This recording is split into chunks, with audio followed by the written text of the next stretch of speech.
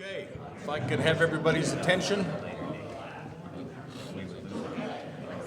Nice to have animated conversations out there amongst all our friends, but it's time to go to work.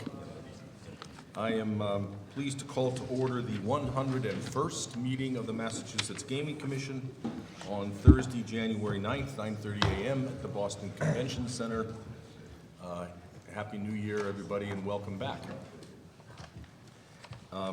The first item on our agenda, as always, is the approval of the minutes. Commissioner McHugh.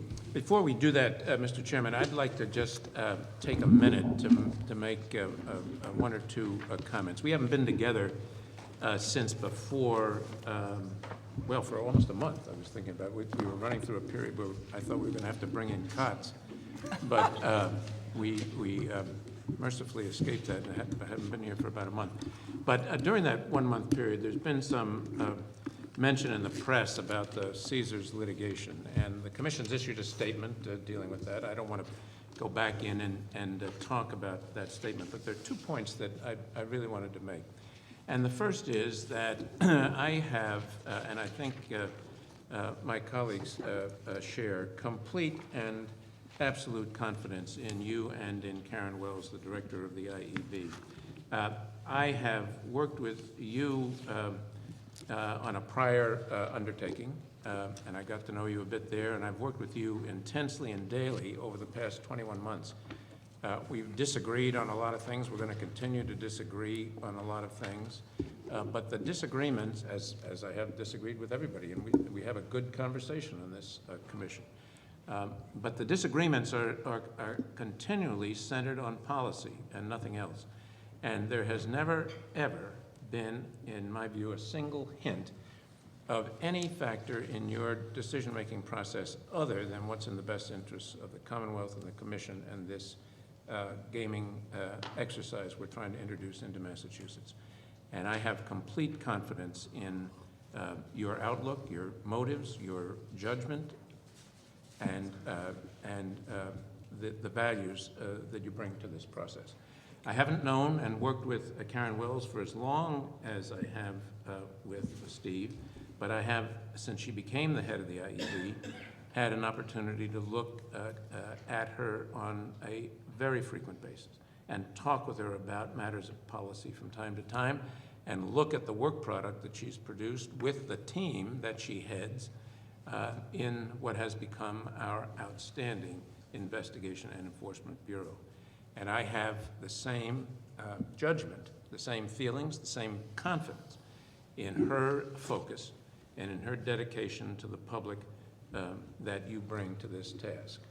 And I have the same confidence in the team that she's put together and that she leads. And that blends into the second point that I wanted to make this morning. This commission operates as a team. We have one visible spokesperson, and that's the chair. The chair has some statutory responsibilities that are different from those of the other commissioners. But the commission operates as a team.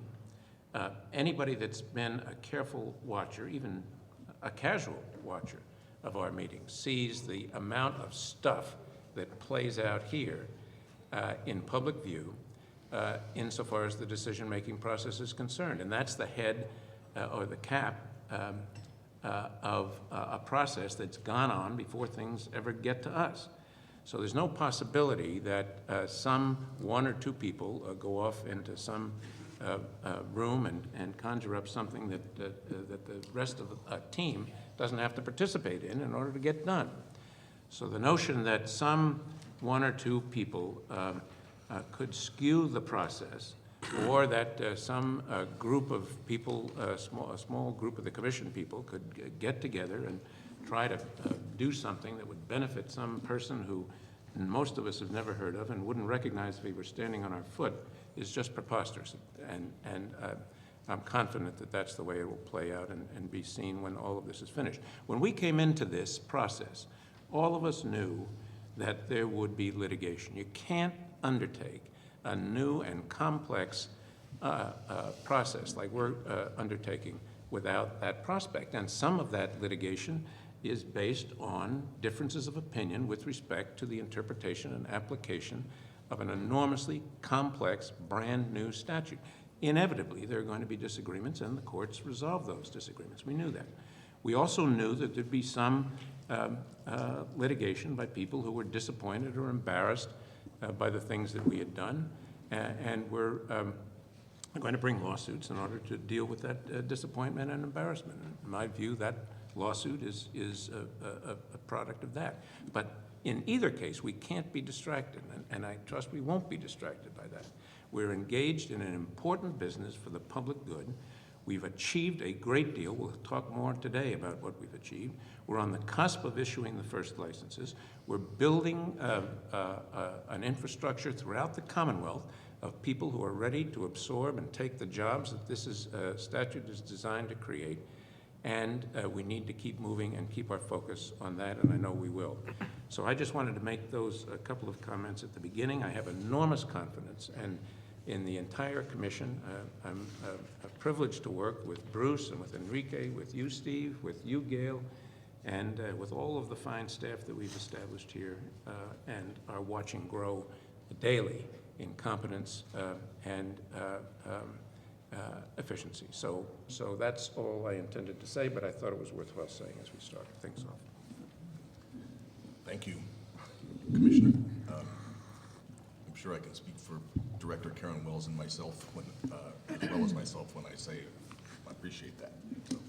Yeah, I'd just like to second. Of course, Commissioner McHugh can say it eloquently, but I feel strongly about it as well, that it's an excellent team with so much integrity, and it starts with the chair, so I just want to second that, those thoughts. Very well said. Thank you. Well said as well, and I couldn't agree more. Thank you. If I can fourth the motion, I will. Thank you. Well, I very much appreciate that, as you might imagine. We both do, so thank you. Okay. And now the minutes, Mr. Now the Chair. minutes, yeah. So the minutes for the December 13 meeting are in the book, and I move that, subject to mechanical corrections, typos, and the like, they be approved as set out there. A second? Second? Any discussion? All in favor? Aye. Opposed? Ayes have unanimously. Likewise, the December 16 minutes are in the book. I make the same motion with respect to them. Second? Any discussion? All in favor? Aye. Opposed? Ayes have it unanimously. And finally, the December 19 minutes are in the book, and as to those, I likewise make the same motion. Second? Second. Any discussion? All in favor? Aye. Opposed? Ayes have it unanimously. Okay, next on our agenda is Research and Problem Gambling, led by Mark Vanderlinden, our director. I just wanted to mention for you, but everybody else, I had a long interview on WBC Radio this morning, and the primary thing they were interested in was what we're doing about problem gambling, and I was pleased to be able to say, they said, well, we haven't heard very much about this, and I was pleased to be able to say that we've been deeply involved in this for more than a year now, and that we have a nationwide search to find the best possible director and swipe him from Iowa. But I was pleased, and people are really interested in this. People understand this is a real issue. I think people appreciate the fact that we're straight up about it. We're facing it. We know it's a reality, and we're going to do everything in our power to deal with it. But I was pleased that the radio interview was so focused on it today. So, Director Vanderlinden. Great, thank you. Thank you, Mr. Chairman and Commissioners. It is a really important issue, and one that I do feel like, since moving from Iowa, has been front and center on each of your minds, and making sure that that's considered in the decision-making process. One piece of that is what's on the agenda this morning, the voluntary self-exclusion regulations. And this is the first draft that we're presenting to you of the voluntary self-exclusion regulations. And our hope is that individuals gamble responsibly as a form of entertainment. And I think indeed the process that we're engaged in, and the application process, and ultimately the licensees that we select will promote responsible gambling, will promote individuals gambling responsibly. The reality is, though, that there will be a number of individuals that will not be able to do that will have gambling problems. And so then the question is, what can we do in order to mitigate that harm? The voluntary self-exclusion is one intervention. It's one tool in what will be a much, much broader strategy. And part of that, it's included in our responsible gaming framework. It'll be included in all of our efforts going forward through the research agenda to make sure that we're paying attention to that. But again, the voluntary self-exclusion is one intervention. It's not a clinical intervention. It's predominantly an administrative type of intervention, and I'll explain a little bit more on that in a minute. Our goal in developing the voluntary self-exclusion regulations is to recognize that it's primarily an administrative type of intervention for persons with gambling problems, but our hope is that individuals who choose to be placed on this list will take an additional step to get the help that they truly do need. And so we have built into these regulations the opportunity to connect people with help, with information, with the resources that will be available. And so first off, what is voluntary self-exclusion? Basically, it's one, first and foremost, it's voluntary. It's a list in which people can have themselves placed on, basically saying that they don't want to go back into the casino. They don't want to go back into the gaming facility because they fully admit for themselves that they don't have the capacity to gamble responsibly, and that it's caused consequences in their lives. And so this is one step that individuals can take in order to cut off their gambling behavior. And so in order to, this regulation basically outlines the process in which somebody will be able to put themselves on that voluntary self-exclusion list. And so my thought is that I will kind of hit the highlights of the regulation. There were a few points that Mr. Grossman and I, we had some questions about, and we would like to present those to you.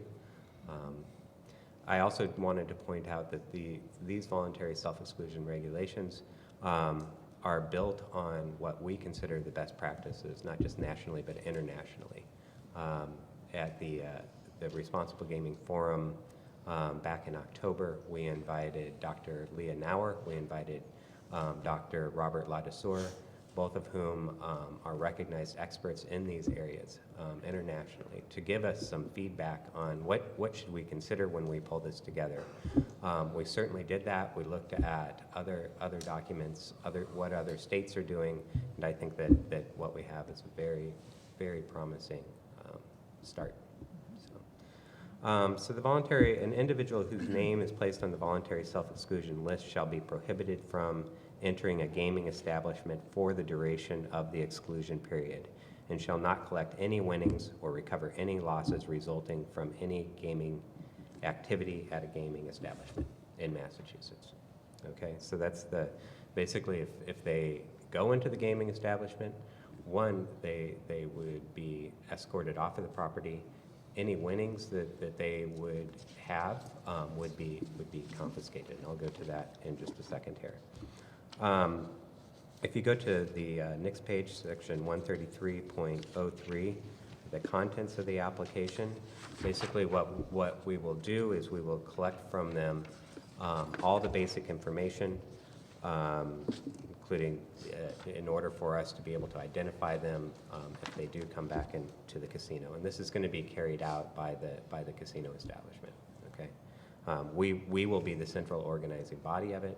The casino establishment will be enforcing the regulation. So at the first point in which we are able to introduce them to the clinical services, the help that is available is when they present and say that I want to be added to this list. At which time, again, we'll collect their information, a lot of the demographic information, the identifying information, but there will also be an opportunity, an offer to introduce them and engage in a problem gambling assessment, and additional counseling sessions with a clinician credentialed by the Massachusetts Department of Public Health. I think that this, what I see this is as an opportunity. It's a window of opportunity in which somebody is saying, I have a problem. This is the type of help that I want. We want to introduce them to what other resources are available at this period. It's an offer. It's not mandatory. Recognizing that some people may say, I don't want any further help. This is what I want to do right now. But it is also an offer to connect them with additional services.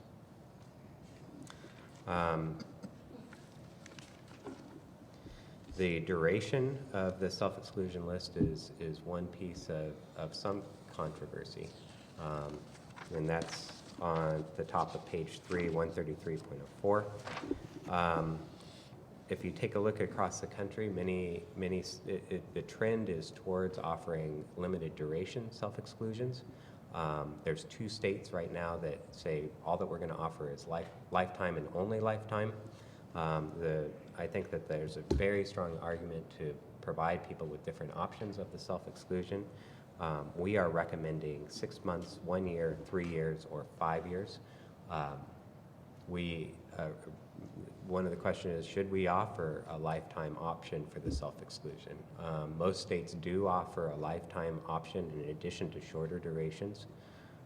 In consultation with our experts, they had said that they were recommending not having a lifetime option on there. Why, Mark? It's a good question. That basically it is lifetime. Lifetime is built into this, any of these durations, because if they don't go through the process in order to get off of the list, they stay on it for a lifetime.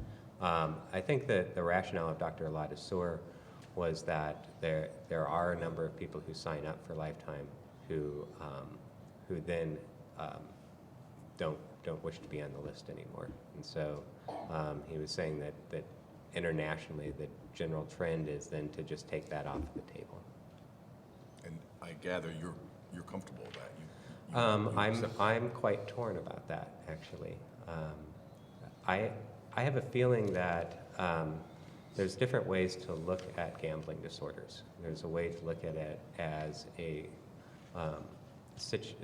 situation that somebody is in, that they may have gambled responsibly for a number of years and something has changed within their lives, be it divorce or job loss or some type of unfortunate situation where gambling then becomes a problem because they're using it in a way that is not responsible.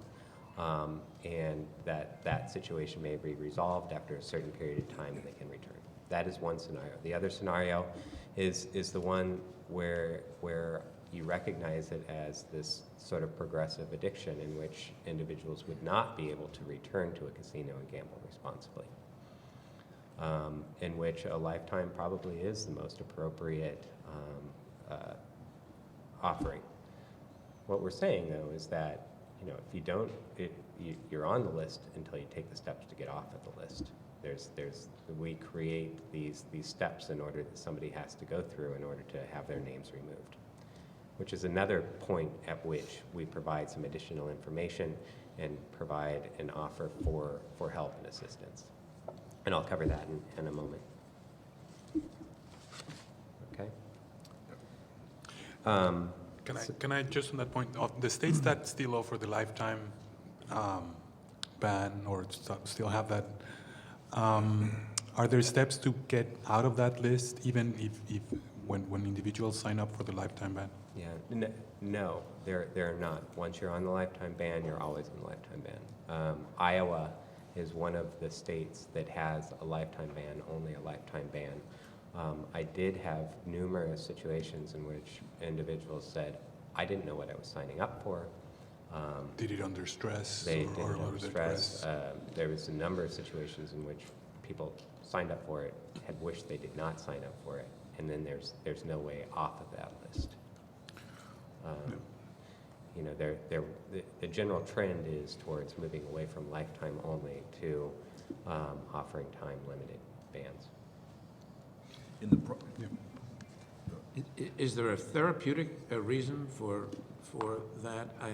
In other words, is the goal of getting off or being strong enough, feeling strong enough to get off itself can it be part of a recovery plan?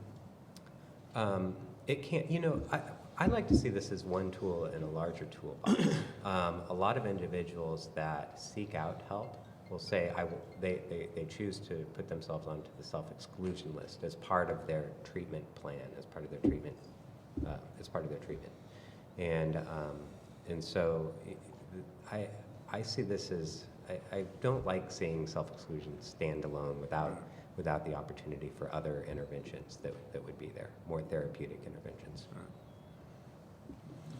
just one other thing on this. So the petition for removal, there's no discretion exercised. If they fill out a petition to get off the list after their time frame has run, and if they do an exit interview, which I gather doesn't have, well, does the exit interview test whether or not the interviewer thinks it's appropriate that they get off the list? No, it does not. So it's It really does not have an assessment to determine what, it does not have that type of assessment at the end. So this self is really the word of emphasis here. Right. It's a voluntary, Right. it's voluntary, and we want to keep it that way. We want to, I want there to be as few barriers for people to get on the list as possible. And that's another reason that I like the time-limited options here, is that it removes some of these barriers. There's very few requirements in order for somebody to get on the list.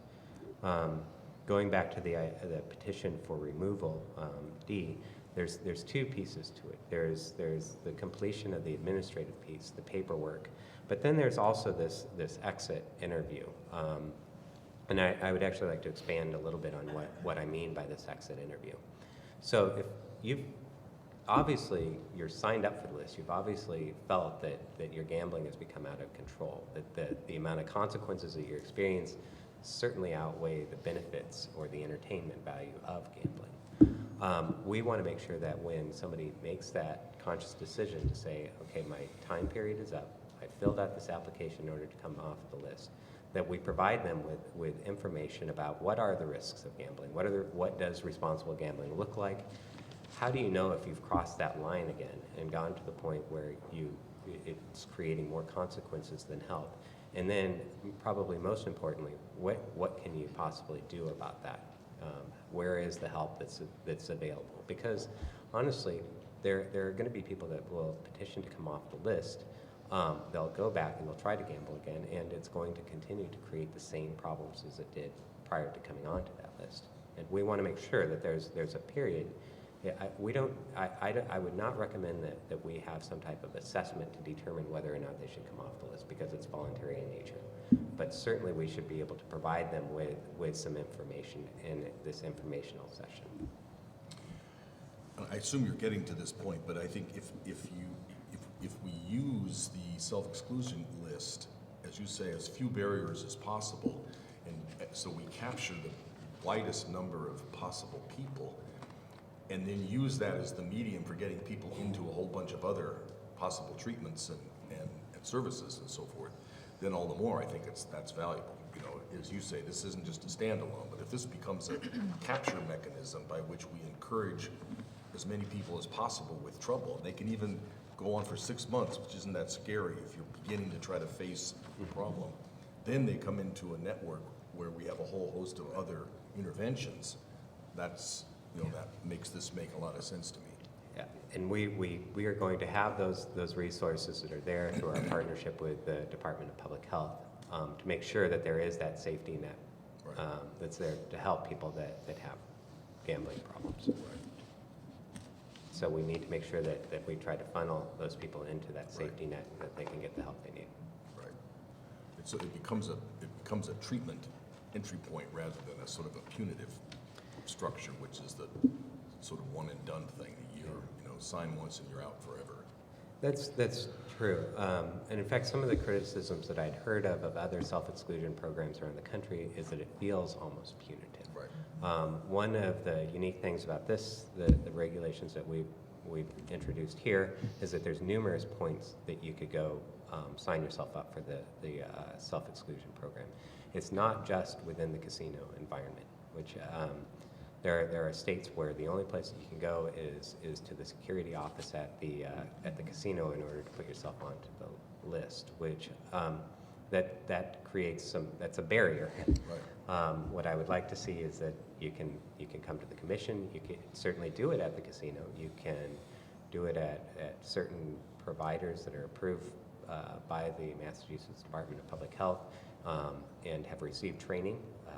I want to make sure that that the individuals that are administering this understand who it is that they're administering it to, and know how to introduce the resources that will be available. So another piece of this is that we have a training requirement, very brief training requirement, albeit, for individuals that would administer this. They don't need to be clinicians, they don't need to be problem gambling counselors, but they certainly need to have an understanding of what the program is and who it is and what condition they are in when they sit down across the table from that person. Director, I had a question about the designated agents. And I Yes. was wondering, as I read this, who you envisioned those persons being as members of the commission. Were they gaming agents that have this training, or were they? So there's several different groups that I would envision. Within the casino, I think that it could be agents of the commission. It could be security personnel of the casino, which is typically what it is.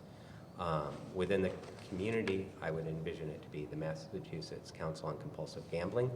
I would envision it to be agencies who have individuals trained to provide problem gambling treatment and the appropriate credentials. I would envision that within the commission, that I would be an agent that could provide that service. All of us need to have that specific training to know, to make sure that we're doing it appropriately, the administrative piece, and that we're presenting it correctly. Mark, I want to go back to one of the points you raised about the anecdotal scenario we heard of, yes, sign up for the self-exclusion list. It's past the slot machines, around the table games, and in the back. Can we look to our regulations on internal controls to make sure that doesn't happen? I was kind of looking for it in here, but maybe it's best set aside for our regulations on the internal controls of the operators to make sure that doesn't happen. Yeah. To make sure that it's not escorting a person back through the slot machines and past the table games to yeah, I think that makes a lot of sense. You know, what's interesting, I'm glad you brought that up, is how do we use the space within the casino that is supposed to be set aside for, as the statute says, for counseling services, but I would envision that type of space would be an ideal situation in order to administer the self-exclusion. And where that is located on the casino, in the casino facility, should be very strategically placed. And that would make a lot of sense that we would try to couple those two. In your discussion about access points, one of the thoughts that just occurred to me is let's think a little bit outside the box and think of using local municipality departments of public health to also be access points. You know, we know that where these are going to be sited, but it might be an opportunity for a city or town public health office or public health official also be an access point. Yes, that would be great. I had a question about, I had a number of minor questions that I sent to Todd yesterday, but two that I wanted to, three maybe, that I wanted to talk about here. The first has to do with the content of the application and the notion that there ought to be easy access to this. And I'm particularly focused on subsection C and subsection G and H. Which page are you on? I'm on page 2, 13303C, G, and H. With respect to G and H, I take it that the words "an offer for the applicant" really is an offer by the applicant. It's the applicant's offer, not somebody else's offer. The applicant is saying, I'll do these things. We would offer it to the applicant. The applicant can say yes or no at Okay. that point. All right. Okay, that would be clearer, it seems to me, if we said who was going to do the offering. But that answers that question. Then let's go back to C. What happens if a person comes in and says, I want to get into this self-exclusion program? I don't have a problem, but I'm afraid I might have a problem someday, and so prophylactically, I want to get into a self-exclusion program. I would recommend that we remove C. In fact, I think that I had intended to not include that. I don't think it is important that somebody has to acknowledge that they're a problem gambler exactly for the scenario that you state there. This is, Can I just, Yeah. the only issue with that, Commissioner, is that the statute, this is all based on the statute, section 45, paragraph F, says that a person may request such person's name to be placed on the list of self-excluded persons by filing a statement with the commission acknowledging that the person is a problem gambler and agreeing, et cetera, et cetera. So we'd have to kind of work within the confines of what that means. Well, I don't know that we are limited to the statute.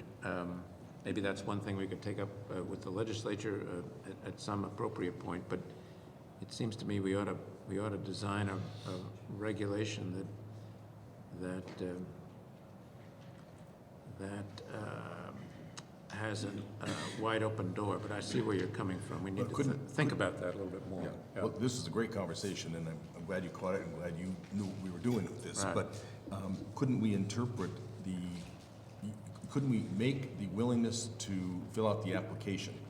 We consider that a statement of a recognition that they're a problem gambler. We don't make them say the words, we don't put a blinker, a brand on their head. But ipso facto, it's our determination that if you decide to fill out this form, you have met this condition. Yeah, it doesn't require any kind of clinical diagnosis or anything like that, so I think we'd have to work with the language somehow. Right. Right. So That's, yeah. the bottom, effectively eliminating C as a overt criteria, I think makes a lot of sense, and we get there by some other sort of backdoor recognition that this is in effect a statement which meets that statutory criteria. The only other question I had goes to the enforcement piece, and that's on the last page, page 5H. And this, again, involves a policy issue, I think. H says, a gaming establishment shall notify the commission within 10 days, yada, yada, yada, if an agent knowingly fails to exclude or reject a person on the list. Suppose that after a person's been on and left, somehow it internally turns up that one of these people was in there. Somebody's reviewing a tape for other reasons and sees 2 weeks later that Joe Smith is there and Joe Smith is on the exclusion list. There's no evidence that anybody knowingly excluded the person, failed to exclude the person or anything. What happens then? Should the gaming establishment be required to report that as maybe different action is taken by the commission? Maybe it's just recorded and nothing more is done. They caught it, but maybe a proliferation of those reports indicates a structural weakness that the commission would want to look at. Right. So I just throw that out for possible consideration. Is there a model elsewhere for that? It's largely, it is largely self-monitored, that casinos would provide that report. Right. And I guess my thought is that is important. If you begin to see a trend within a gaming establishment where people are sliding through, and in retrospect they've slipped through somehow in there, there would be technical assistance or some type of corrective action to help them identify controls that would limit access of persons who are self-excluded. Right. Okay, I just throw that out for further consideration. I know this is the... Oh, I agree. I think that makes sense. We would want to report on an accidental or inadvertent failures as well. Yeah. I think that is the culture that we'd be looking for with all of our compliance measures, rather than, I got you, it is, maybe a verbal warning, and make sure the person has proper training before you get into actual sanctions. I know that to work effectively in jurisdictions, and that could certainly be the case here too, that you want to work with the casino staff and have they will be more willing to report when they know that you're going to understand and work with them, as opposed to just say, I got you, here's the big fine. So I think that's an example where that could happen in that manner. I had a question on 13305, on subsection B, in which the gaming establishment may share the list with other gaming establishments in Massachusetts. And aside from making it a requirement, which I understand why that may be difficult, could we build a mechanism in which the self-excluding person chooses to be self-excluded from one or more, or all or several of the gaming establishments in Massachusetts? And if that's the case, then require the gaming establishment to share that information.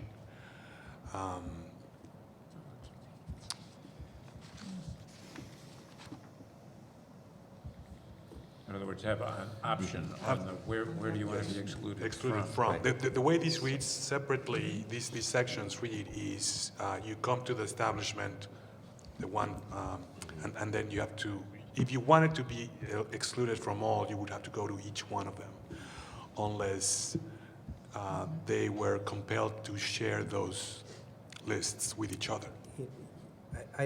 This is, we need to, I would recommend that we take a look at this.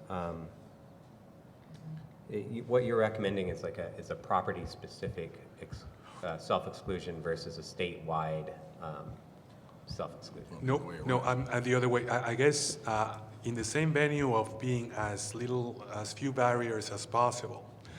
The way I read this, it feels like if somebody wanted to be excluded from all 3 properties or 4 properties, say in Massachusetts, they would probably have to go or fill out a list for each of the properties. The intent is that you go one place and you're on that list, and that list is distributed through all of the properties in Massachussets. Okay. And if it's not clear in there, we probably Then we need to go back reinforce through this very and visit section that. and compel either we maintain a list and share, or either everybody's required to share the list. Not may share, but shall share. Okay.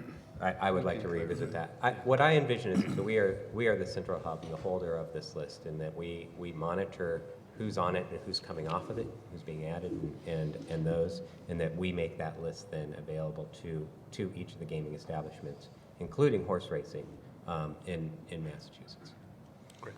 Right, So we probably need to come back to that Right, section. that needs to get clarified. A little. Okay. Yeah, good. Good. Before we leave B, why the limitation to affiliates in the line just next to the bottom? Why limit it to affiliates? It says may share the list with other gaming establishments in Massachusetts or its affiliates in other jurisdictions. Why not? Oh, it would be both, so it would be and. It should Well, be and. why, I'm focusing now on the word affiliates. Why not, or with gaming establishments in other jurisdictions? That language came from the statute. It was born from there. The Statute gets always in the way of good It ideas. does. It does. I know. The statute does talk about the fact that the commission shall pursue an interstate compact for the purposes of sharing information regarding the excluded persons list. So the way I read it essentially was that each gaming establishment can essentially share the information with all of its own properties, but that we will pursue agreements with all the other jurisdictions so that we can share the information we have with every other state. Okay. So it's kind of a two-step Yeah. process. That's the way I read it. Why, It's- I'm not sure. It's going to get, the concept is very good. It gets complicated because it's a state-by-state Right. regulation Right. with different time options in each of these different states. And so that it's something that's going to be a hurdle to try to make that happen. I'm trying to get information from each of the states now about what are the different regulations in each of these states. But if we have people in Massachusetts who are really making a good faith effort to stay out of trouble, and they sign up, they're automatically excluded from all facilities in Massachusetts. That should be clear. But it's relatively easy in Massachusetts to go to Rhode Island or Connecticut or soon to be maybe New York and to a certain extent Maine. And if you've got a compulsion that's not that far away, would it be good to have on or is it necessary to have on the application some kind of a place where you can authorize us to put you on other states' lists? Or is that implicit? Or if it isn't implicit, should it be explicit? I think we could explore that with the other jurisdictions, if they would accept that. Yeah, but they don't have, we're talking about the filling out the application form. You don't want to have to go back and ask people, well, if we can't do it, that's fine. But what we should be doing is asking the applicants who are applying to get on the list, whether that's okay with them. And if everybody checks the box saying, yes, you may add me to self-exclusion lists in other jurisdictions, then as soon as we can do it, we do it. Well, I gather there are complications, and we should be working on those hard, but you want it on the intake form, I would think. Okay. well, we would, this goes back to the compact idea. Let's flip it around and, what if somebody, in Connecticut tells us there's this person who wants to be self-excluded, they just signed up here from the properties in Massachusetts. We'd have to look at our regulation and, have some form of Reciprocity. reciprocity. Right. So, Right, but that's a separate issue from just making sure we get permission from the applicant to share to to other share. jurisdictions. Right. So both of them are important. Okay. Others? Yeah, just a couple other quick questions. Now that I look back to 133.06, the responsibility of the gaming establishments, can we build into there some language with respect to having them submit to us plans as to where they would make the self-exclusion application available? Again, keeping away from that dreadful scenario of walking through the gaming floor to get your piece of paper. The other question I had, or two more. One is, somebody's on the list, they check off the 5-year box. What requirement do we, or what requirement does the individual have to be in touch with us to keep their information updated? I mean, if we let them, send them a letter and say, hey, your 5 years are up, or what have you, No, is there any responsibility on anybody's part to keep that information updated? No, I don't believe there is any responsibility. We would have the basic demographic information, but obviously some of the other information, the address information, could change. And we don't have a mechanism where they would be required to give us an update on that. I'm not sure I'm not sure what value it would be to have to take that step to make sure that people are updating their information. Okay. Because we're not going to notify them and say their term is up. Right. They're still on the list until they take a proactive step to come and get off it. True.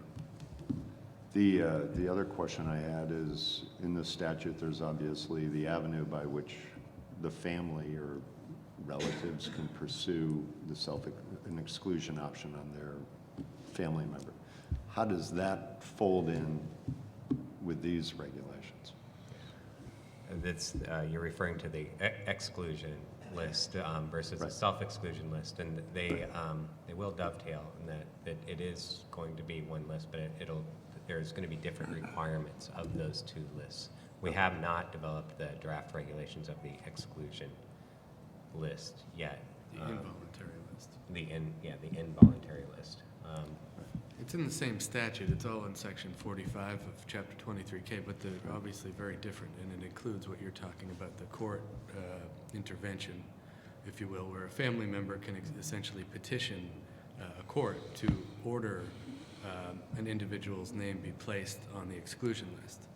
But it's different, I think, and I think Mark agrees, conceptually with this, which is a voluntary process. Okay. Yeah. Others? On page 4, 135.05A, each gaming licensee shall provide the commission the contact information for an individual who should be responsible. Oh, okay. So this is the person at the for each licensee. Okay. Who holds the list? Who holds the master list? Who manages the master list? Who takes the information, all of the information, the new names, the people who are coming off, the failures to identify people, et cetera? Who manages that? You're looking at it. Okay. All right. Have you had any conversations with anybody, or I guess you did this in Iowa, but you know, how are we going to set up this database? What's the link going to be? Is there an online link with the licensees, et cetera? Have you thought about that at all yet? Yes, I have thought about that, and the thought is that it should fit within the data system that's being developed through licensure. Right. That's the likely scenario, is that's where it would lie. That it would be confidential with access only to authorized individuals, but that it would lie within that system. Right. And have you been in conversation with the two directors who were in charge of this? Yes, Okay. Director Acosta and I have talked about it. Probably it's time to start talking again as this begins to evolve. Right. Because it's administratively something it's going to be true of everything we're doing, but this is one of those things where if you get screwed up, you get the name wrong, you get it late, you know, it'd just be a nightmare if it's not really a buttoned up, clean system that doesn't have failures. It's really, really important. Right. This is it is very detail oriented to make sure it's administered properly. That we take every precaution to make sure that it's confidential. That individuals are being added quickly. It certainly would be overseen by myself. We have a position posting right now for a more administrative type of person to come in, and that's on that job description, that they would Okay, help manage the self-exclusion Great. list. Okay. Then my last one is this may just be me, but at the bottom of page 4, section F about not recovering losses, and then on the bottom of page 5, the one in yellow about not recovering debts. So F says, a person is prohibited from gaming establishment shall not be entitled to recover losses as a result of prohibited gaming based solely. I don't understand this. We Todd and I went back and forth on this one extensively. Basically, what it says is, if you're on the self-excluded list, you don't have right to the winnings, but you also don't have right to say, I was on the self-excluded list and I came in and I lost $5,000. I want that money back because I was prohibited from being here. It doesn't entitle them to have access to their losses. Well, why not just put the period at after losses? Because from there on out, it got me confused. Well, as always, the statute says Can we person, Senator Rosenberg in here? the person shall not collect any winnings or recover any losses resulting from any gaming activity at a gaming establishment. That's what the statute says. Okay, well, that's not what this is So more. we may this- need to This is more harmonize that. convoluted. This is I more couldn't, restrictive, yeah. I think the time element here is important. After being placed in the self-exclusion list, then Yes, we tried to clarify it here. We may have Okay. had the it goes opposite. the other way around. and this, and similarly on I, on the next page, the one that's in yellow, you can't seek payment from a debt whose name is on it if the debt was accrued by the individual before their name was placed on the list, but you can after name was put on the Well, list? so this is, This is a negative. Am I reading this it backwards? applies to, of course, the gaming establishment, and we highlighted it because we wanted, of course, the commission's input. This essentially says that in the event that someone gambles, even though they're on the list, the gaming establishment can still seek to collect any losses from that person if the losses were accrued prior to the person being placed on the list. Okay, So that's the first part of why we highlighted it, to make sure that okay, that was all right. I'm something you sorry, were I read it comfortable with. wrong, yeah. It's nothing I read to it wrong. prohibit. I read it wrong, okay. Well, others are likely to read it wrong as well. I'd recommend looking at, I mean, I understand, there's another place where we talk about recovering losses in some other section, and it might be worthwhile putting this concept in that section, i.e., the gaming establishment can't recover losses except losses accrued, incurred before the person's name was placed on the list, something like that, so that it's clearer. The concept is a good one, but the execution is unclear. Okay.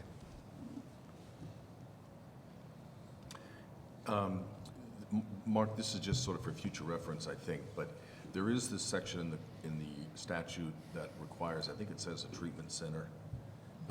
That's something that the applicants have pushed back on, and we're going to be talking about that.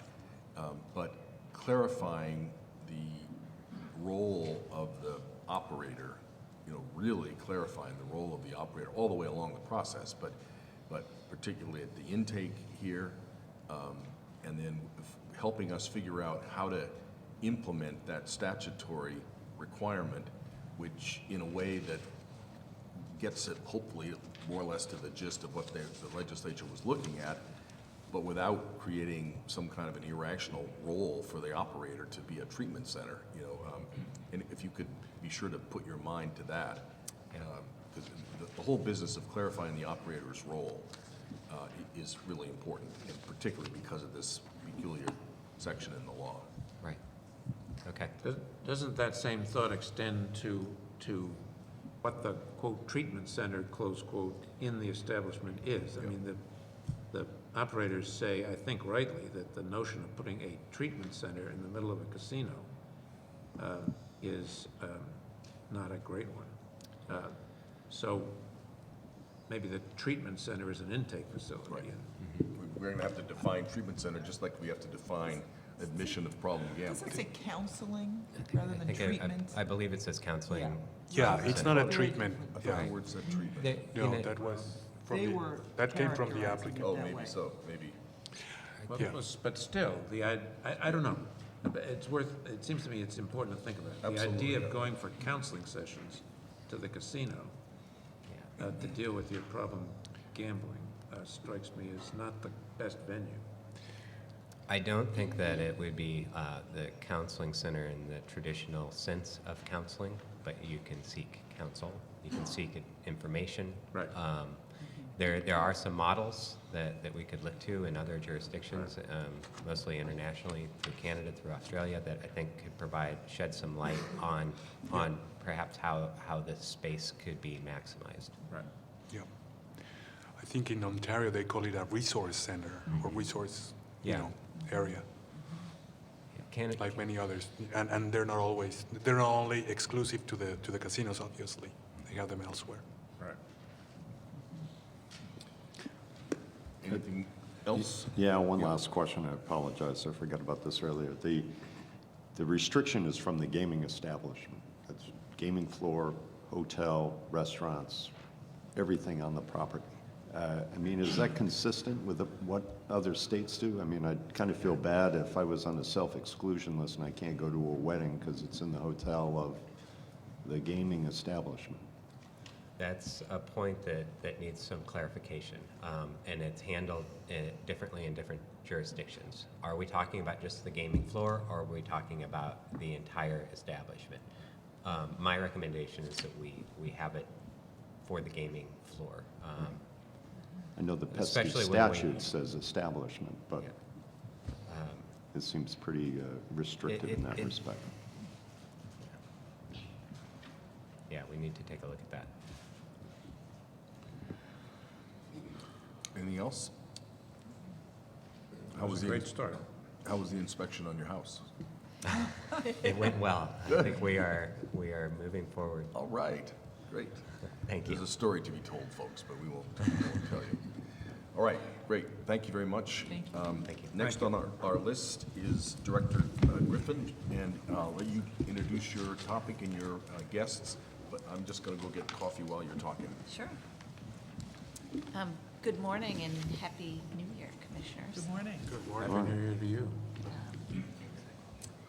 My remarks today focus on the implementation of the economic development priorities of the Expanded Gaming Act, specifically focusing on small business.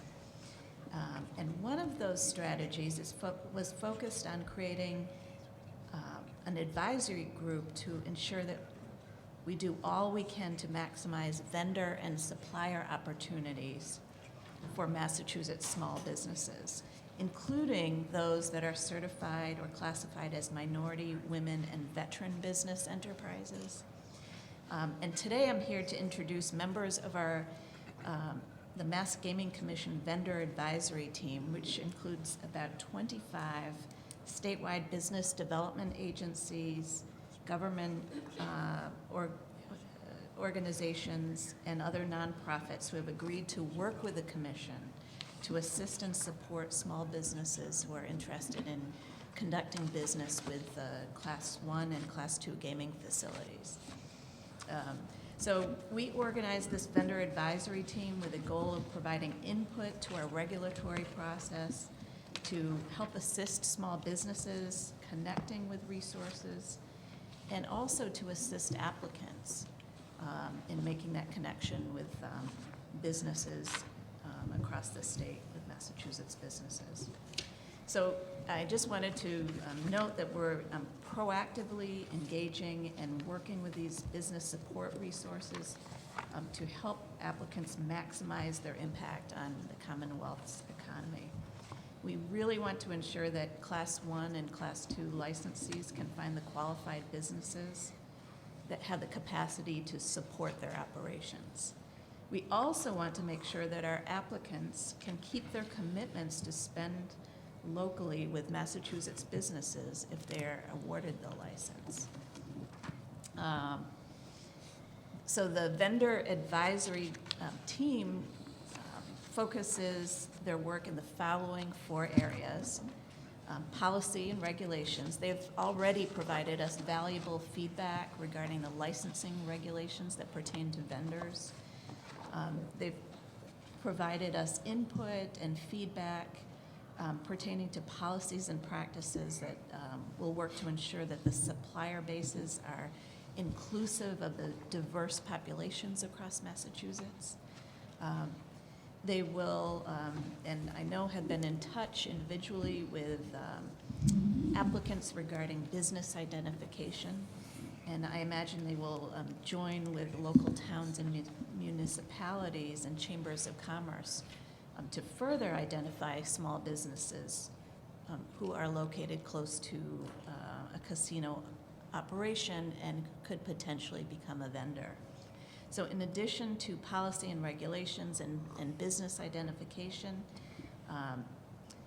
they will be able to connect small businesses to technical assistance programs and financing assistance. Identify sources of financing to help the businesses position themselves to serve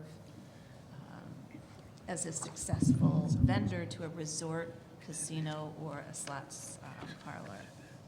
And we believe that these resources and this collaborative partnership really will make a difference between being successful and continuing, not only getting the contract, but continuing their work with the casinos. We know our applicants have reached out to the businesses in their communities, and we believe this team can further support their efforts to connect with qualified and capable small businesses. So if the commissioners have no further questions, I'd actually like to introduce the members of our vendor advisory team. Great. Great. I'm actually going to ask them to introduce themselves with their name and their organization. Reggie. Thank you, Jill. My name's Reggie Nunnally. I work for the Massachusetts Supply Diversity Office, which is chiefly responsible for the certification of minority and women, as well as overseeing the service-disabled veterans program. Welcome. Good morning, Commissioners. Name is Ron Marlowe. I serve as the Assistant Secretary for Access and Opportunity, which is another way of saying civil rights.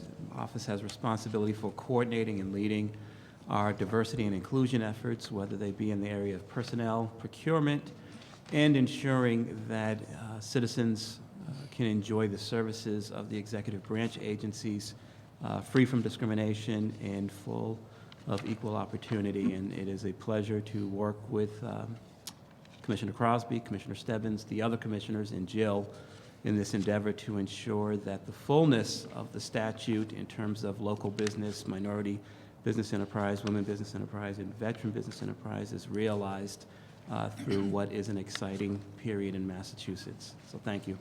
I'm told you don't need the mic, so if you speak up, you'll be fine. Okay, I can do that. Good morning. My name is Matt Camp. I'm the president of the Initiative for a Competitive Inner City. We are a nonprofit research and strategy organization based in Roxbury. Our whole focus is to connect the private sector to inner city areas to create jobs and income and wealth for inner city residents. Most of our work focuses on research and advisory work for cities and economically distressed areas. And we also have programs that are capacity building programs for small businesses that we either run ourselves or through our partners like Next Street and others across the country. Great. Good morning, Andre Porter from the State's Office of Business Development, sorry, and a little blank there, where I oversee the Office of Small Business Entrepreneurship. And primary focus on there is helping individuals who want to start a business, grow a business, or maintain a business here in the state. Come this way? Yes. Good morning, Commissioners. Greg Janey, Vice President of Massachusetts Minority Contractors Association. We are an advocacy group for minority business enterprises related in the construction industry, but also part of the Mass Gaming Diversity Coalition to help assist with inclusion. Good morning. My name is Nader Acevedo. You speak loudly, please. My name is Nader Acevedo. I am the Vice President of the Hispanic American Chamber Institute.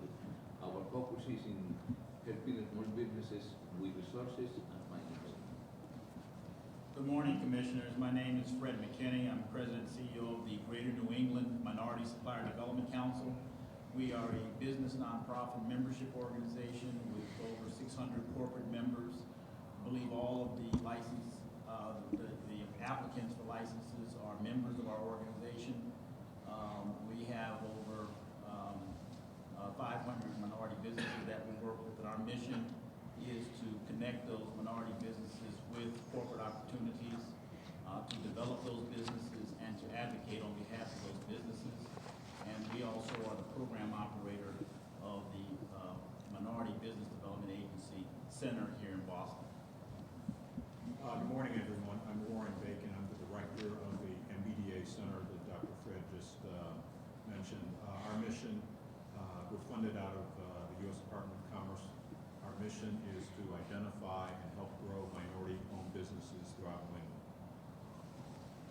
Good morning, my name is Jody Byer. I'm with the Center for Women in Enterprise, and we represent over 300 certified women-owned businesses that are certified through a national organization called WeBank, Women Business Enterprise National Council. And we're a nonprofit, and we work with these businesses to help develop them. It's similar to Dr. Fred's organization. We worked with also the corporations with their supplier diversity programs and help kind of facilitate the introductions for our women-owned businesses and the corporations. Mary? Good morning, Commissioners. My name is Mary Jordan. I'm the Director of the Division of Agricultural Markets for the Massachusetts Department of Agricultural Resources. And our department works with the over 7,000 farms, agricultural entities throughout Massachusetts. And we did have the pleasure of coming and presenting to you last year to give you a taste of the different commodities that are grown or produced here in Massachusetts. And we look forward to working with our agricultural businesses in partnering and looking at opportunities with the potential applicants using locally grown foods, also value-added products, including many other products that are produced here in the state. You didn't actually give us a taste, but we would welcome that. Care to come back? Right. All right. Good morning, I'm Mary Goodman, and I'm the Commissioner of the Massachusetts Department of Fish and Game. And I believe in the fall, you heard a presentation from our Division of Marine Fisheries about the fisheries economy of Massachusetts, which we presented that it was almost a $2 billion a year fishery, and we have the largest landing value port in the nation, and Port of New Bedford. So our agency is participating with Commissioner Stebbins with the vendor task force, and working with Jill and colleagues in the task force to provide information and serve as a resource about. We are hopeful that the casino operators can take advantage of the local seafood industry and the jobs and benefits it provides to the Massachusetts economy. Great. There's one more behind you. Good morning. My name is David Politan. I'm with the U.S. Small Business Administration. We're a federal agency. We help people start businesses and grow businesses. Thank you. Great. Anybody else? Anyone else? Great. We have actually a couple of members who weren't able to join us, so I'll just mention their organizations. The Associated Industries of Massachusetts, the U.S. General Services Administration, Mass Growth Capital Corporation, and the NAACP New England Area Conference. So thank you. Great.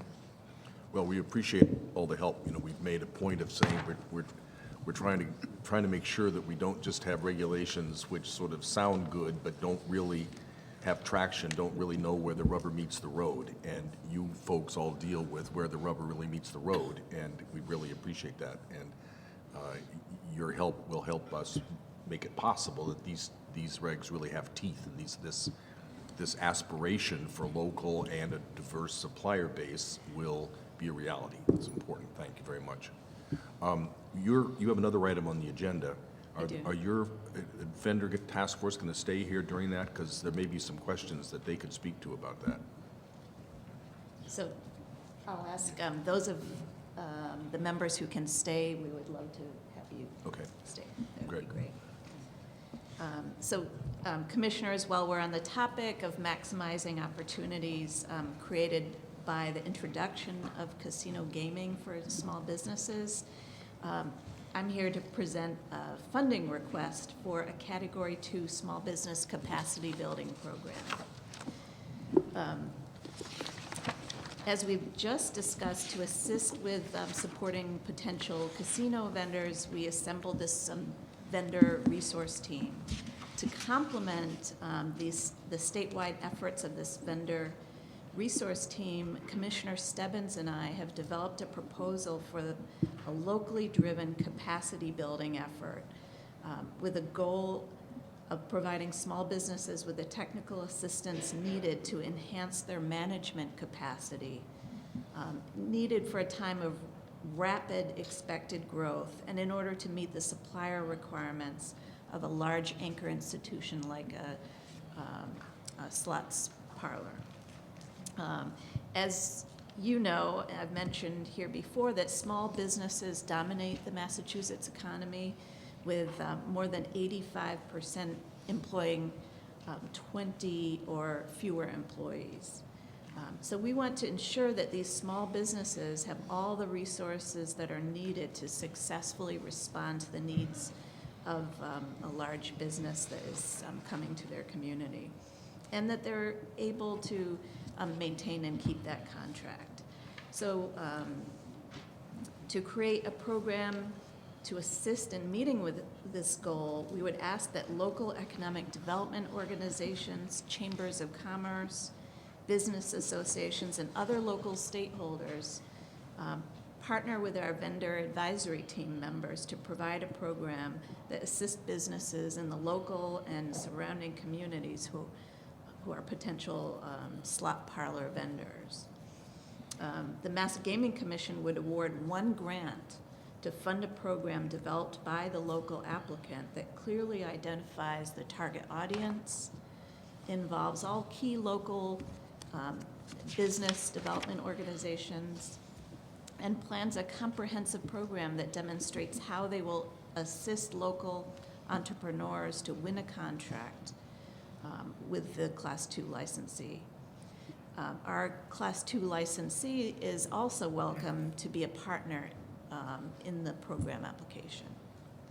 So the program areas that we're interested in and would be one-on-one or group counseling with businesses, training programs, identifying area in Massachusetts businesses providing identified goods and services that the applicant has identified.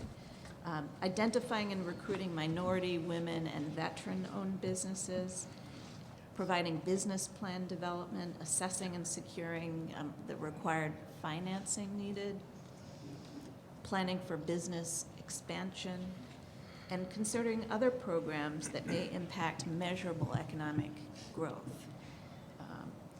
So a review committee led by the Mass Gaming Commission will evaluate proposals and recommend a grant recipient.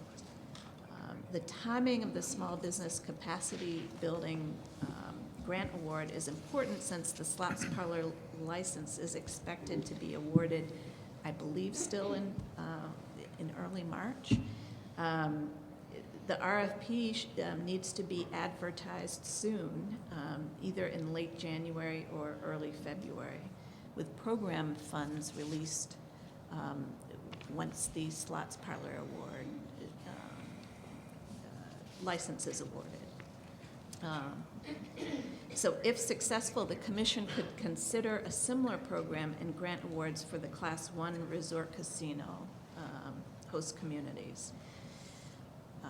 So I'm recommending that the commission dedicate $20,000 to fund one pilot capacity building program for the immediate and surrounding communities where a slots parlor is awarded. I wonder if the commissioners have any questions. Yeah, I have a couple. How do we know where does capacity need to be built?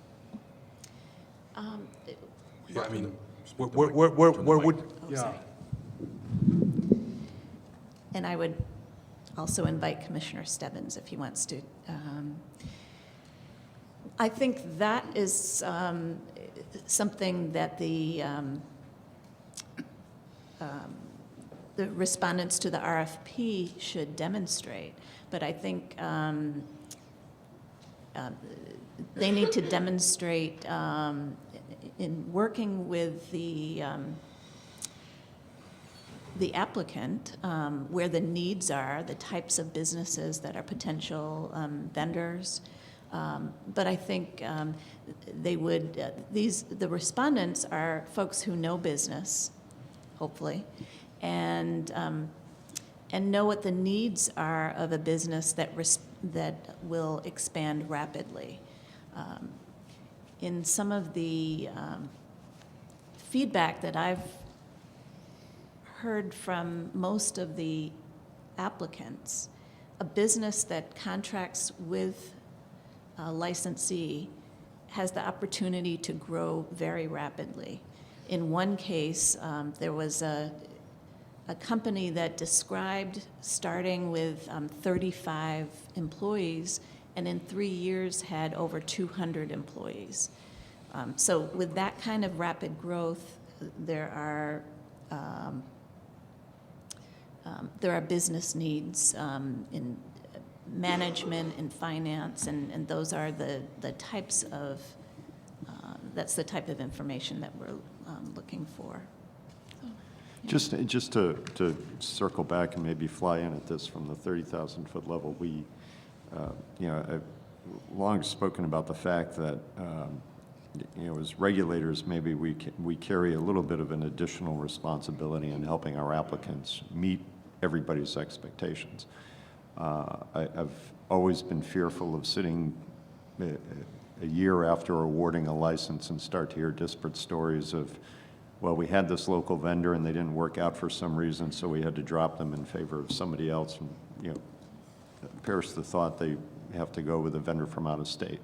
But not necessarily put all the onus on the applicants and just have us stand back and potentially see the applicant falter in meeting not only the goals and guidelines that they lay out in their application, but also in their surrounding community agreements, their host community agreements.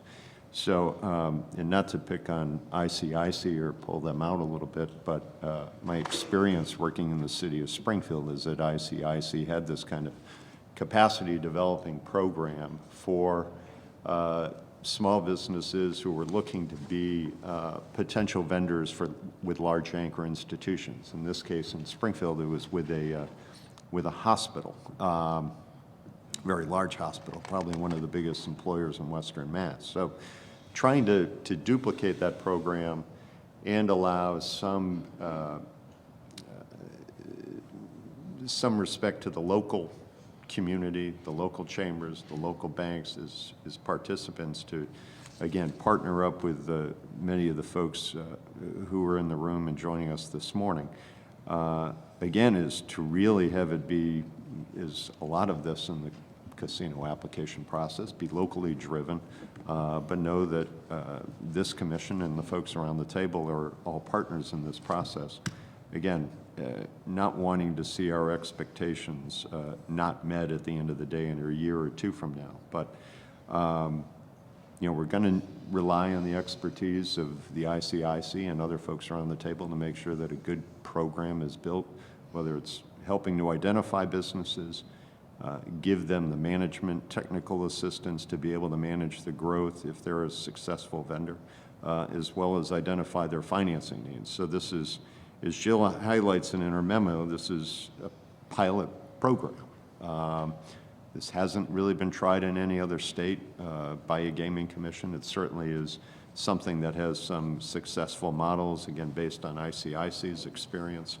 And again, if it works out, it's helpful to the host community. If it doesn't, it might require us to kind of go back to the drawing board and rethink how the agencies in the room in this commission can work with our applicants. But clearly, it's kind of it will be somewhat of a locally driven process. But sorry to circle back for the 30,000-foot view, but that's kind of where we're coming from. And if you don't mind, I'll call on my colleague Andre Porter, who directs efforts for small business and entrepreneurship across the state and actually has directed a program like this. Andre? Yeah, this is somewhat analogous to what the state does every year. We have a grant program where it's a statewide program where providers, as Jill alluded to before, propose a program based on their having an assessment of the businesses in their area that they serve. And it would tell us, who are those businesses, what types of businesses there are, what are their needs, and how is your program going to address those needs? So in this case, businesses are able to competitively operate, particularly the large vendor, many cases we have businesses who, for them, this is a chance to take business from here to here. And that, as we know, can happen very quickly. And are they equipped with both the management and the financial resources to meet that challenge? So again, it's not anything new per se, but it is new in the sense that it will be directed towards the gaming facilities and businesses in those regions that could potentially, again, be competing for contracts to become vendors and serve those institutions. And Greg Janey.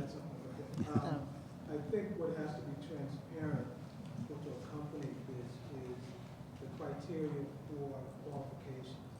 What happens is if you have to be specific, or there have to be some awareness campaigns to the proposed vendors, what the criteria will be for subcontractors or subs on different levels.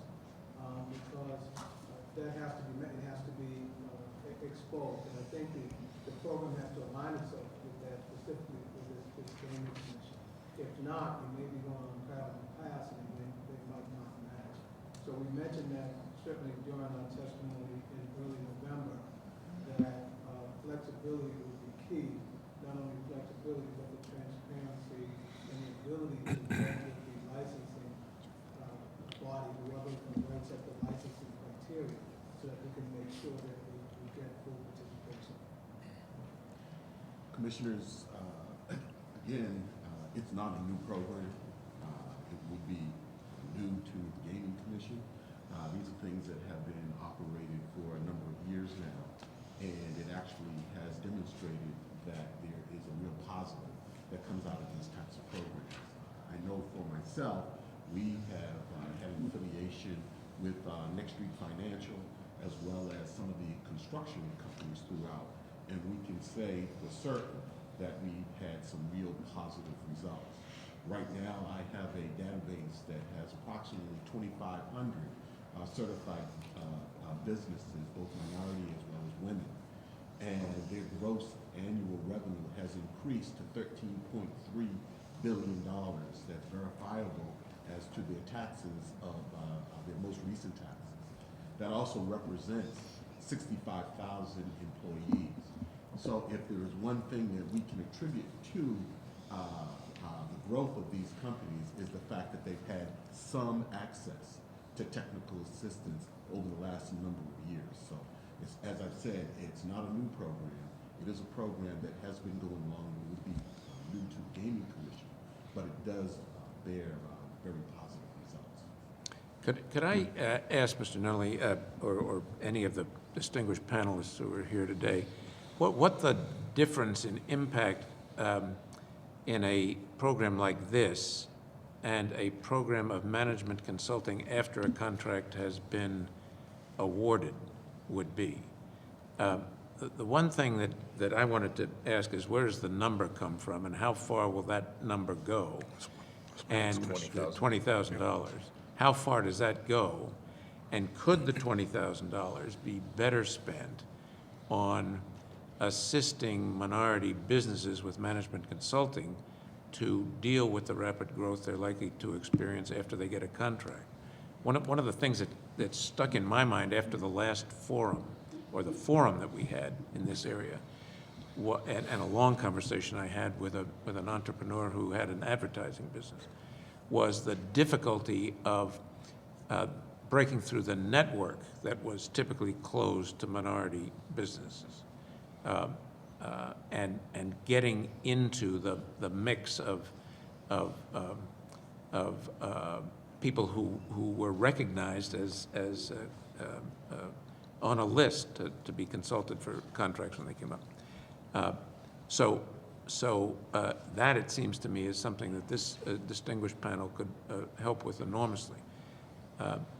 But I'm going on now a little bit and wondering what the efficacy of a front end as opposed to a management consulting kind of approach after the contract was awarded would be. Let me just take a minute. I'll answer the question about the money and kind of where it came from. I think there's really, I'd like to point out that, you know, there's no scientific formula that we came up with. I think Jill and I, when we strategized about this looked at an overall expenditure of about $100,000 and splitting it 40-40 between the Class 1 applications or licensees as they came in and using the balance for the Class 2 licensee. So that's kind of how we arrived at the figure. Again, not to blow the doors off the bank vault, but to kind of be mindful of our financial situation, but be helpful as much as we can. So that answers the question on the dollar amount, where it came from. And I would add that the $20,000 is a modest request that will perhaps supplement efforts that are ongoing. But I'd invite members of the team to comment on the advantages to work on the front end. Before, I'd love to hear that, but my question, I guess I should have made my question sharper. I wonder if the 20,000 is enough for this kind of an effort. So I think the $20,000, when you look at it, it's really intended to leverage what is already going on as opposed to creating something new. So, for instance, let's just say the central part of the state. There are already entities doing this type of services already, so you're not having to go out and recreate an infrastructure to deliver it. And the question is, could you, let's say, for instance, it's the Worcester area, and the identified need is how to help businesses improve their accounting system. Well, you could hire someone to come in and do a class for 10 businesses and leverage what's already being done in that region. If you were to try to do 10 different consultants to go in individually, you would obviously spend 10 times that amount of money. So how can we leverage, in this case, $20,000 and make it go further, because we're tapping into an existing network of providers who are already doing this work, again, across the state. got it. So your anticipated bidders are people who are already service providers in whatever the appropriate region is, and this is just sort of an incentive, because I had the same thought, but. Absolutely. So if you're talking about existing structures that already do the work, have the domain expertise, but need a little extra incentive and little extra money to alter a focus, then I understand that makes some sense. Yeah, $20,000 is very modest. These programs typically. Speak up, Reggie. I'm sorry. The $20,000 is very modest, and it is really geared to supplementing an existing type of a program in an area that really needs it. These programs typically cost probably at a minimum of $150,000. We can put a 1 in front of the 20 if that helps. Is it anticipated, I'm trying to think, okay, I'm a small business, I hear there's gonna be a slots parlor in my catchment area. Who do I call? What do I do? As a practical matter, what do I do?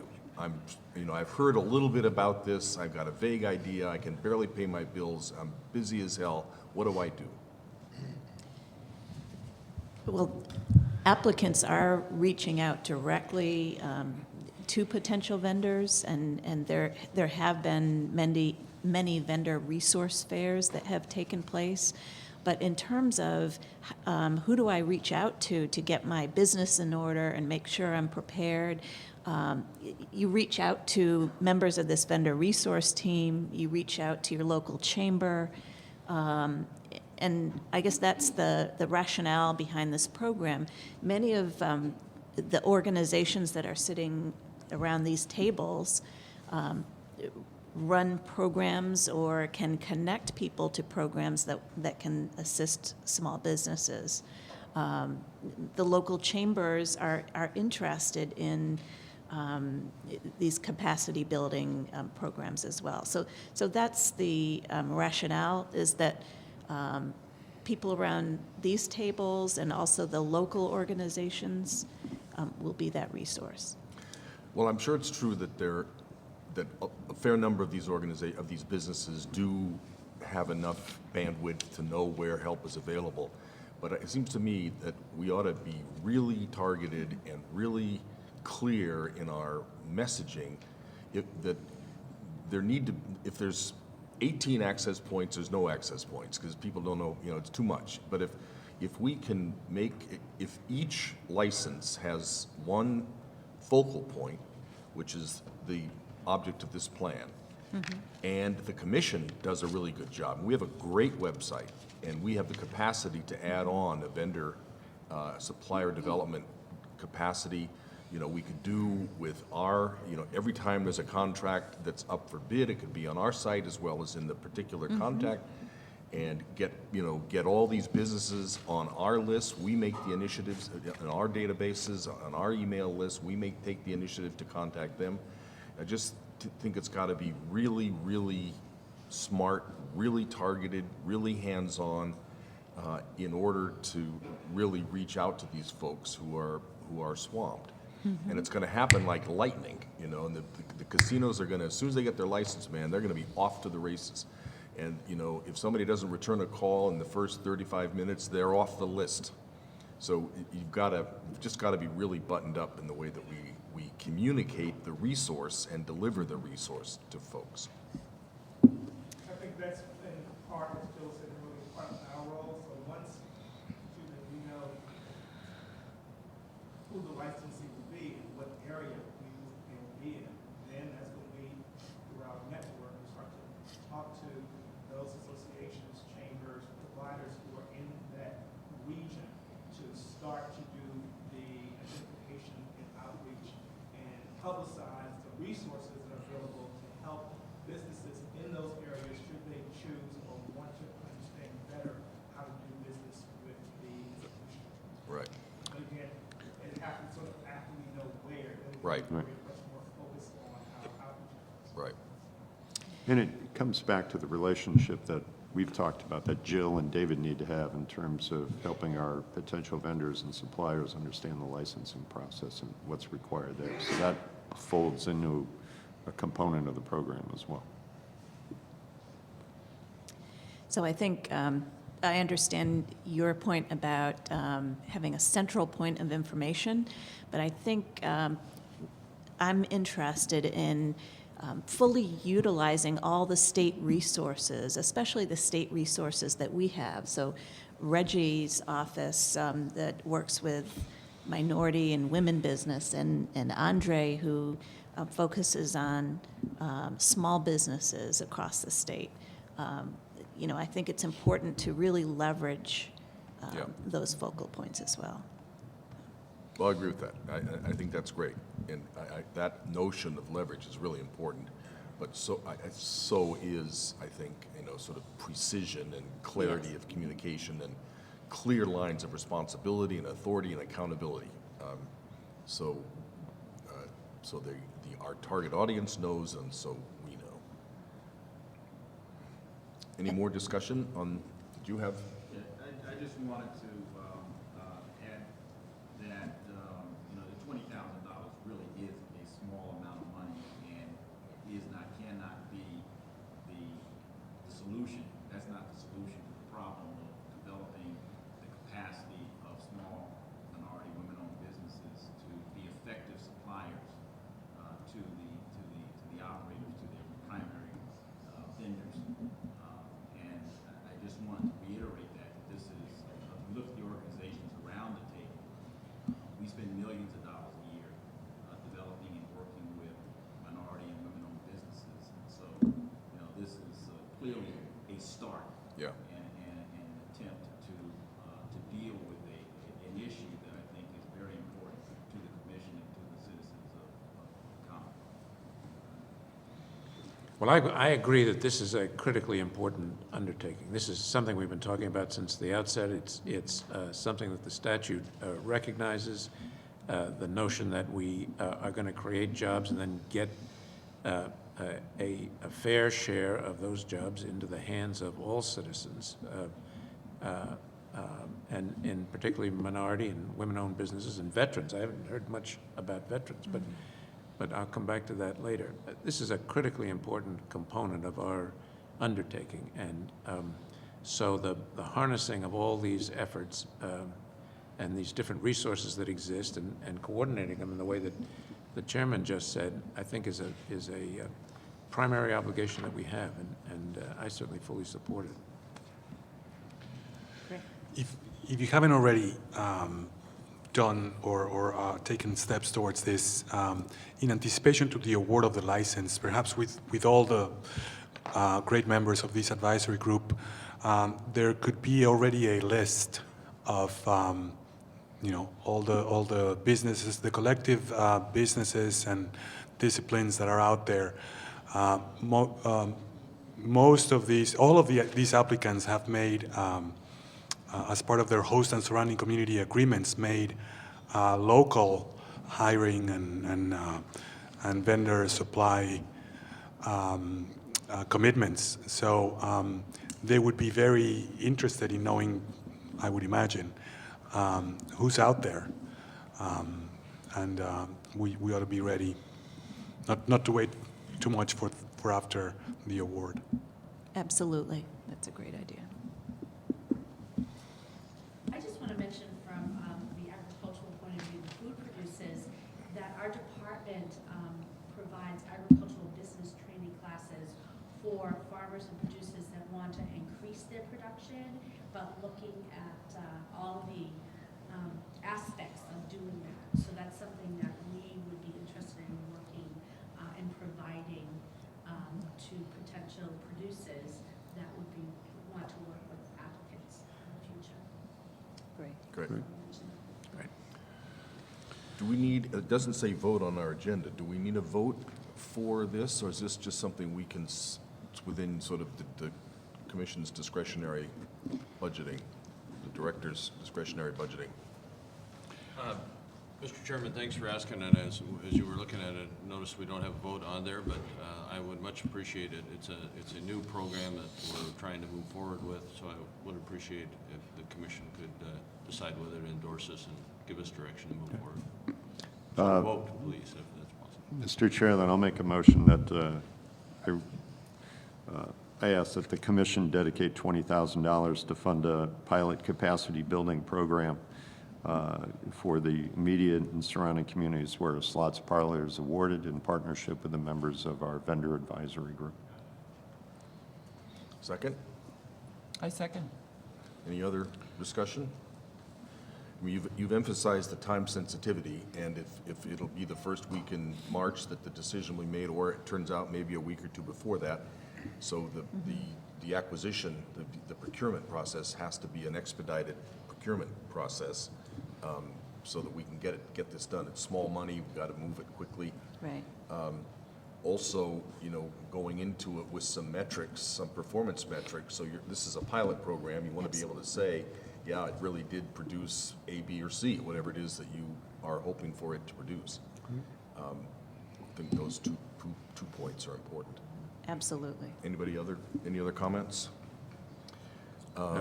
All in favor of Commissioner Stebbins' motion apropos of the pilot grant, signify by saying aye. Aye. Aye. Opposed? The ayes have it unanimously. Thank you, Here Commissioners. you go. Thank you very Thank you. much to your team for all your time. We appreciate it. Yeah, thank you, Nice little, everybody. Thanks for addition you bearing got with there, us Ron. this morning. Thanks for coming in. Yeah, and why don't we take a quick, Well, could I know they're leaving, Go but I ahead. would like to pursue with. oh, sorry, go ahead. With the director, I have just one more question for you, and need not detain the members of your panel, but I am interested in what we're doing with veterans. I didn't hear anything about veterans in this last discussion, and we don't have as I heard it, a representative of veterans organizations on this, and that is a statutory component, and it also is, there were a group of veterans, veteran-owned business people at our diversity and outreach forum in the fall. So could we get an update on that? Yes, Commissioner McHugh. I think earlier when I was mentioning the organizations who weren't able to attend, there were several organizations or individuals who who work with veterans, directly with veterans, and one, and actually many of these organizations also work with veterans, but the Veterans Services, Department of Veterans Services was not able to attend. But you want to speak to that? The Supply Diversity Office, through the governor's initiatives, has established what we call a service-disabled veteran program that really is geared to giving 3% of all of the discretionary statewide contracts, giving them a preference, as well as giving them a preference under our small business purchasing program. We're in the process currently of putting together the list of verifiable and certified service-disabled veterans throughout Massachusetts. It's a very small group. There's probably somewhere between 60 and 75 that are actually certified in Massachusetts, and approximately 4,400 that are certified throughout the country. We rely on Veterans Affairs in Washington, D.C. for that certification. Underneath of these programs, they will be eligible for all the technical assistance that's currently being provided by the Commonwealth that will also ensure that they become part of our database. Right now, Ron has left, but Ron is in the process of putting together an MOU with the Federal Veterans Administration so that we can get access to all of the information that's available to them. Is that for disabled veterans? That is specifically for disabled veterans, yes. And I have great respect for General Shinseki, and he's done a terrific job, but the Veterans Administration is laboring under a number of handicaps that he's not yet been able to solve. I'm really interested, and that's a terrific program, and so we ought to take full advantage of it. But I am also interested in non-disabled veterans organizations and non-disabled veteran-owned businesses. The individual about whom I spoke earlier was both a minority and a retired lieutenant colonel, I think, in the Air Force, and was running his own advertising business. And he was very eager to ensure that business people like him and businesses run by people like him were included, as the statute suggests, in this outreach effort. I think it's really important. Many of these people have the kind of management training and expertise and need to get into the network in order to be successful. And I really hope that we can include in our efforts, both through the state, through your agencies, and on our own, to reach out to these kinds of businesses and include them in our efforts. I was wondering, I think Dave Powell was here earlier. He's part of the SBA, and the SBA has in their auspices a Veterans Business Service unit, and we have one here in Boston. And so through the SBA, we are connected to the sort of national Veterans Services group. So that's another way for us to go after not just disabled, but also just veterans in general through our connection with the SBA as part of this. Thank you. Commissioner Stebbins, this is something you've been interested in too. Do you have? Yeah, it's been I think as Jill and I got into this early on, and obviously Reggie and Andre have done some considerable work in this area. You know, minority and women enterprise designation has been around for a while. Veteran business designation is kind of a relatively recent phenomenon, mostly based on the foreign conflicts that we're still engaged in. But what we looked at is what was out there at the federal level. Vetbiz.gov is a program with the VA, but it's really for those veteran businesses looking to do business with the Veterans Administration. So it's not a bad source for us to try to take advantage of. Anybody else has to go through can kind of self-proclaim they're a veteran-owned business through the government's procurement system, but then it becomes reliant on whoever the government contract manager is to go back and verify that that person is a veteran. You know, when we were down in, I believe it was Raynham, we had somebody at the host community meeting step up and say, I'm a veteran-owned business. And unfortunately left before we grabbed him, but, you know, trying to figure out what is a way that measures, or again, helps us identify those veteran-owned businesses, which are all still relatively new, and make sure that they're part of the equation and part of the outreach that our applicants need to do. So, you know, the Urban League has a piece of this. Reggie and Andre have a piece of this. I mean, it's some of the great folks we have on this team that are leveraging their own resources are all pulling different pieces of it in. But Commissioner, your point is really well taken, and I think we can pull together members of the team that focus on veterans and see if we can't be more visible about our efforts. Great. And one more thing, getting back to, we talked about it earlier with Mark taking advantage of a local Department of Public Health. Most communities across Massachusetts have a local Veterans Services representative, all funded by mostly by the federal government. You know, there'll be a key resource that we can kind of pull into this as well once we know where the license is being awarded. And those all are part of the organization that's run by the, whatever the person's, it used to be an ANF, the Director of Veterans Affairs. I'm not sure it's still an ANF. I'm not sure it's an A&F, but It's not, it still exists. does anybody know where it is? Health and Human Services. HHS? Yeah, okay. Because whoever has that office now. Is it Coleman Nee? Say again? It's Coleman Nee. Yeah, okay. And I've spoken to Okay. Commissioner Nee, and he's been very helpful. Okay, great, all right, good. Great, I did add one thing too. There was on our desks, on our seats when we arrived, a memo to Executive Director Day and to Director Griffin from Action for Regional Equity about the Corey information, Corey stuff, and I've just barely skimmed it. But it sounds like this has been, somebody, you followed up with some of the people that we talked earlier, because they're now talking about, they're acknowledges some of the limitations that are in the legislation. Right.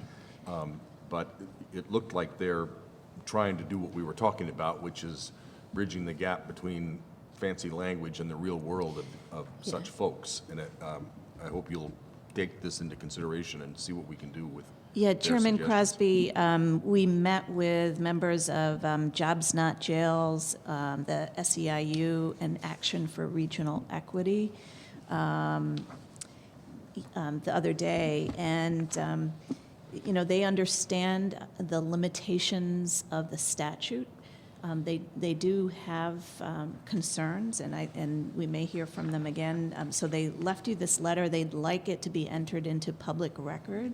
But their concerns are that the bar to employment for a conviction for a kitchen dishwasher is the same for the head of the counting room, is one of their comments. And they understand that, you know, this is in the statute, but their concerns that their communities of color and poor communities will be particularly impacted. So they may take that up further in their advocacy work. But they also have some points that they want the commission to consider, you know, as we're looking at the rehabilitation of potential employees.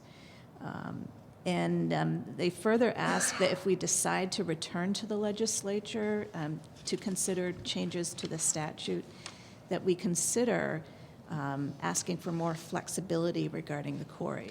So just wanted to talk a little bit about that. Yeah, well, this should be added, Artem, this memo should be added to the record.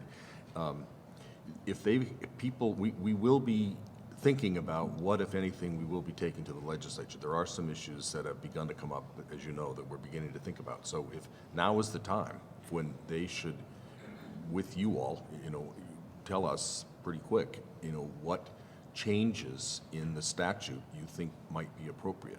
Now, you know, within the next 30 days, max, would be the time to do that. Okay, great. We're in communication with them, and they're willing to work with us, so. Great. I'll report back. Mr. Chairman, this was the particular topic we had anticipated that a representative of the group would be interested in speaking, and as I understand, they have decided not to do that, but have requested the letter be submitted for the record. Okay.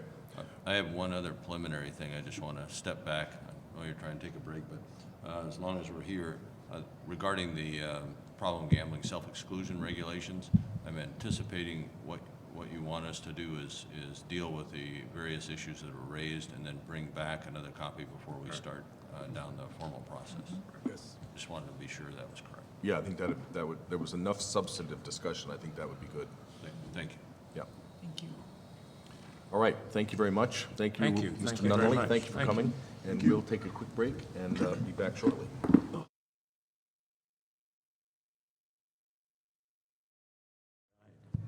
All right, I think we're back to work.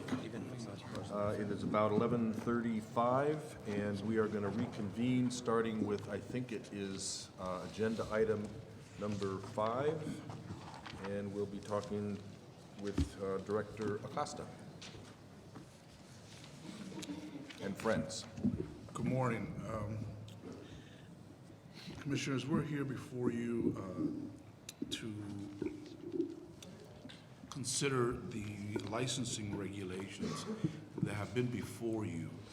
We have met with a number of groups after the regulations were initially presented.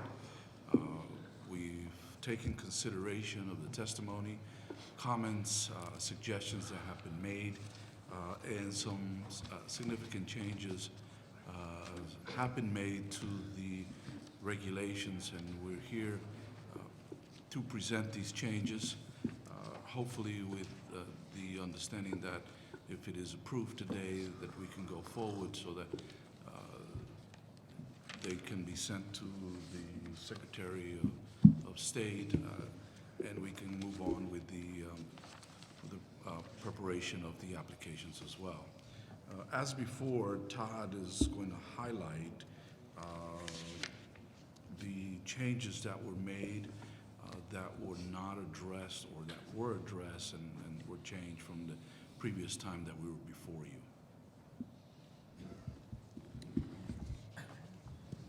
Are you just going to go for the ones that are on your highlight memo, or are you doing others? There are a few others. We All right. got a number of comments. Some of them are editorial. Some of them have some substance that I just made notes on, just adding a word or two here or there to clarify some meaning. Those are some of the big ticket items, and I thought we would cover those as we work our way through and make sure that everyone's on the same page with that. Or we could start with those, whatever the commission's preference. Well, I just don't know how much, I mean, we've been through this several times now, and I'm not sure how much everybody wants to go. I think the ones that are in your in your memo, we definitely should address, but I'm open to suggestions. If others want to deal with others, it's fine with me. I'm happy with the ones that are in the Is that sufficient? memo, and if there's editorial things that, word changes or something that I'm not interested I think we can delegate that. Right. Oh, okay. So so let's start out with your memo, and if any of us has notes on anything else, or if you feel really strongly there's something else that's huge that needs to get brought to our attention, but let's focus on this. I'm sorry, was the memo in the packet? No, it's No, not. it came around last night, I think. Oh, Is there a spare? that's all right. Day before yesterday. Yeah, but he'll bring our attention to it. Okay. The first thing that came up. Sorry, yeah, you weren't there, yeah. The first thing that came up was the addition of some language we added into a number of different sections. And it reads, for purposes of 205 CMR 134, which are these regulations, a gaming licensee shall include all qualifiers issued a positive determination of suitability in accordance with 205 CMR 115.05, paragraph 3. And the reason we did that was to ensure that we closed any potential loophole. And it's based upon a read of the governing statutes here and ensuring that we read all the statutes in harmony and give meaning to all the language that's included in there. And if you read through, it's both the definitions section where the definitions of gaming employees and key gaming employees and gaming service employees are included. And then you read section 30, which is the licensing and regulation section. They both talk about employment with both the gaming licensee and employment at the gaming establishment. And in order to afford meaning to both of those, we thought it was important to include the introductory language that you find on page 1 relative to key gaming employee licenses and on page 3 relative to gaming employee licensees. And this language that I read previously would ensure that in the event that a gaming licensee brings on a management company or some vendor to oversee a broad segment of their operation, that all the folks who work for the management company would still be included within the scope of the licensing section, and that they wouldn't somehow be excluded just by virtue of the fact that they may be directly employed by a management company as opposed to the gaming license. So that's what this language is intended to do, nothing more than that. We've inserted it in a couple of places, both the key gaming employee section, the gaming employee section, and the vendor section. My reaction to that was, and Todd and I talked about it yesterday, or the day we talked about it, was that it's both confusing, confusing and entirely unnecessary. This amendment? Yeah, this language. I don't understand. I had a real trouble when I read the section trying to figure out what it was intended to do. I understand now from conversations with Todd and the little memo here that it's designed to deal with this situation in which a gaming licensee, the original licensee, subcontracts operation of the casino to somebody else. And how do you ensure that those people need a license before they act as the cage manager or something? And it seems to me all we need to do is just say that the list of people that begins with 134.01A, those people are key gaming employees by whomever hired and employed, and they have to have a key gaming license. The fact that the statute says that certain people need key gaming employee licenses doesn't prohibit us from saying that there are other people who also need key gaming employee licenses. And it seems to me that this language just adds a level of stuff that is hard to figure out and unnecessary. So you're talking about the proposed change does that? Yes. So you're Yes. opposing the change? Yeah, I am okay. opposing the Right, change. yeah. And it just would require, I'm just suggesting that this language in red, Yeah. it's the second sentence, Commissioner Zuniga, or the second sentence in 134.01, the preamble, that is unnecessary and confusing. And I'd recommend taking it out and just saying if you have these positions, you need a key gaming employee license. If you have these positions, you need a gaming employee license. And we have broad authority under the regulation delegation part of the statute to do that, I think. I had trouble with this too, although you've gotten into it at greater depth than I did. But so does that solution work? You're all right with that? I gather you guys have already talked about this. Yeah, no, it should be fine. It's an unlikely Scenario. that anyone would Right. attempt to Yeah, exploit. right, okay. I think it should be fine. So we'll take it out, right? Yeah, so we'll take it out of the three places. Every place where it appears, right? Okay.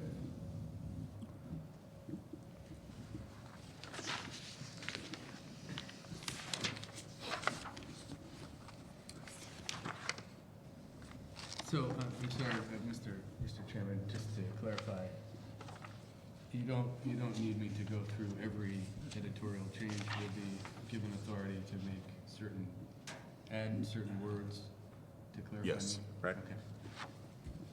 So, in that case, However, they, if you make any mistakes, you're accountable. no, whenever those clarify, not confuse. That should be needless to say. No. Should be the overriding principle. I can't be held responsible for what's confusing and what's not. That's a good standard rule. I like that. We should all adopt that. First, do no harm. Right. Okay, so item 2. In that case,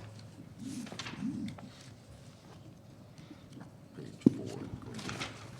so item 2 is on page 4.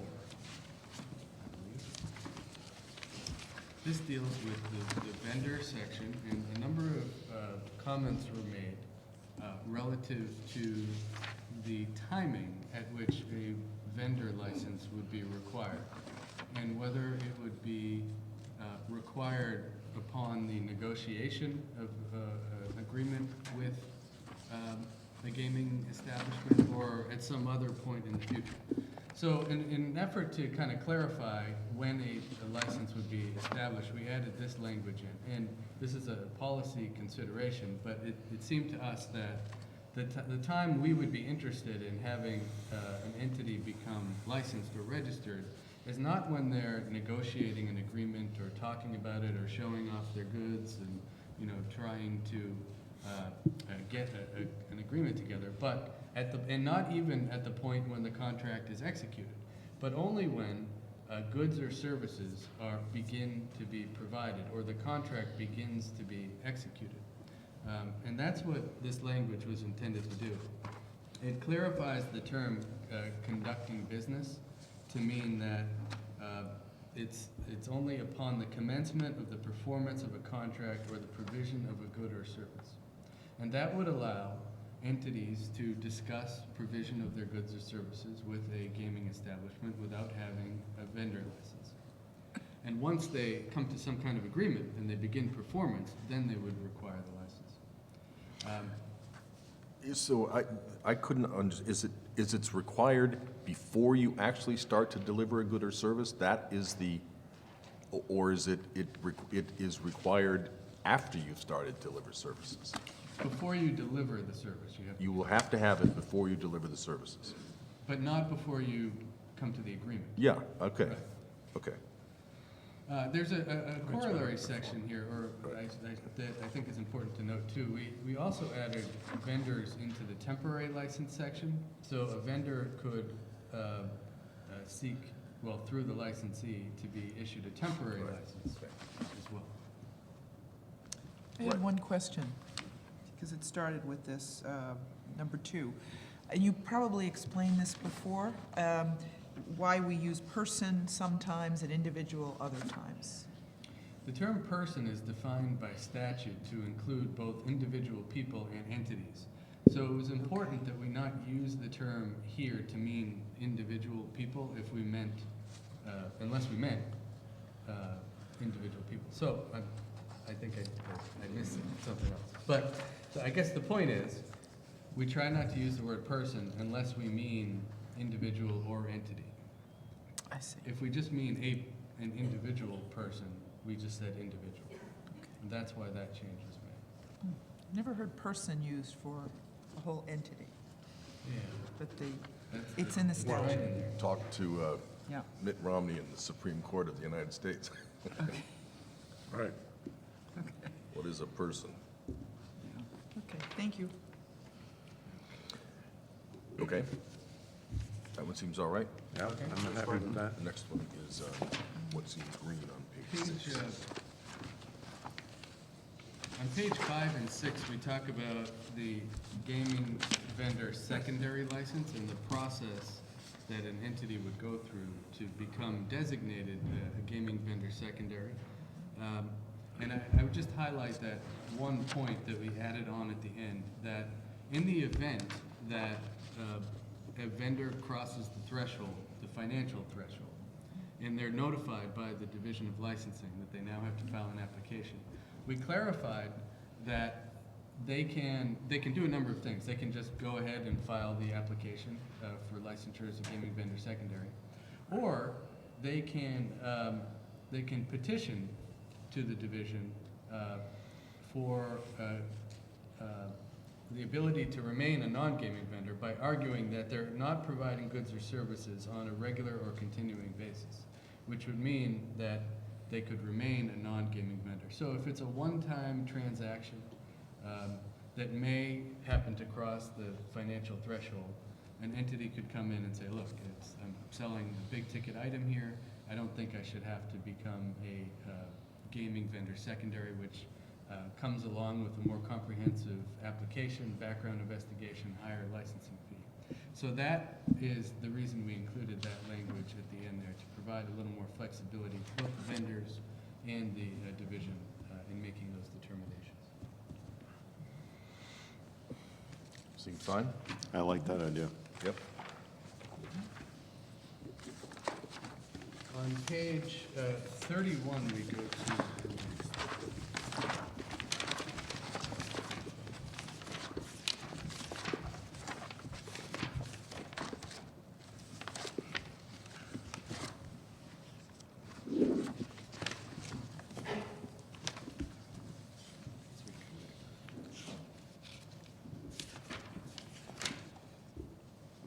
this is the language that was generated as a result of the conversation at the public hearing on these regulations as to how so-called negative information would be considered. It's actually by- page 30, right? You're talking about section B on, I think you skipped one. Oh, did I skip one? Yeah.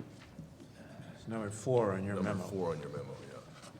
Oh, okay, I skipped number 5. All right, we'll go back. All right, so this section here on page 30, and it corresponds with language on pages 2 and 3, deals with the situation in which an individual who has gone through the RFA 1 process as a qualifier now seeks to work at the gaming establishment in a key gaming employee position. And it clarifies how those individuals are handled. And what it does is it says that those individuals are not automatically licensed. They still have to become licensed as a key gaming employee.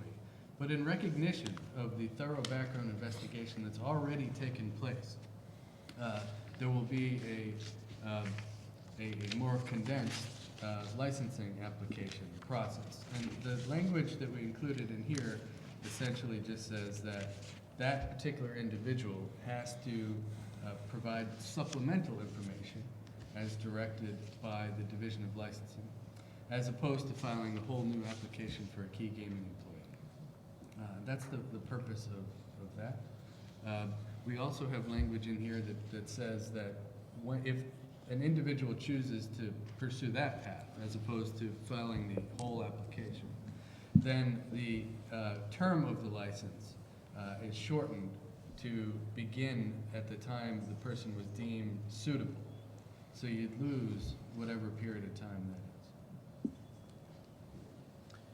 is. I had one minor and one other comment.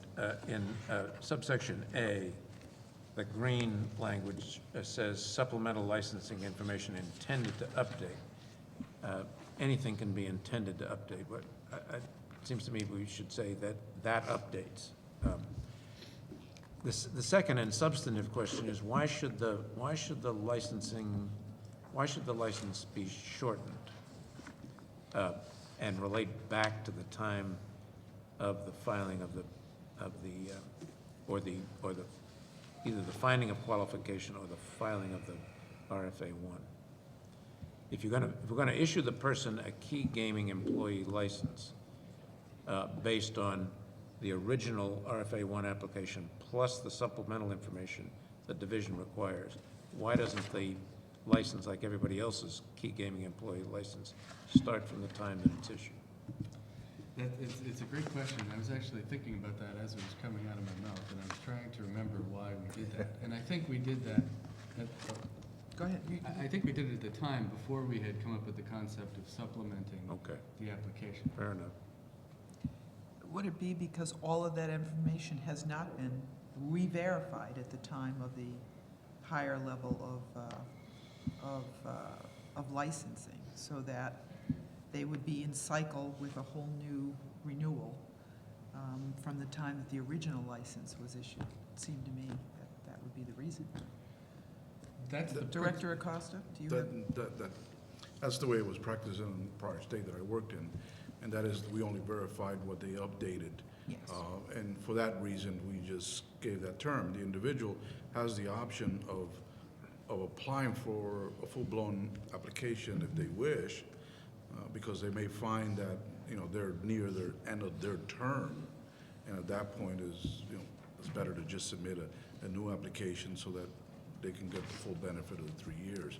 But somebody that got found qualified, 6 months, and they got 2 years and 6 months left, at that point,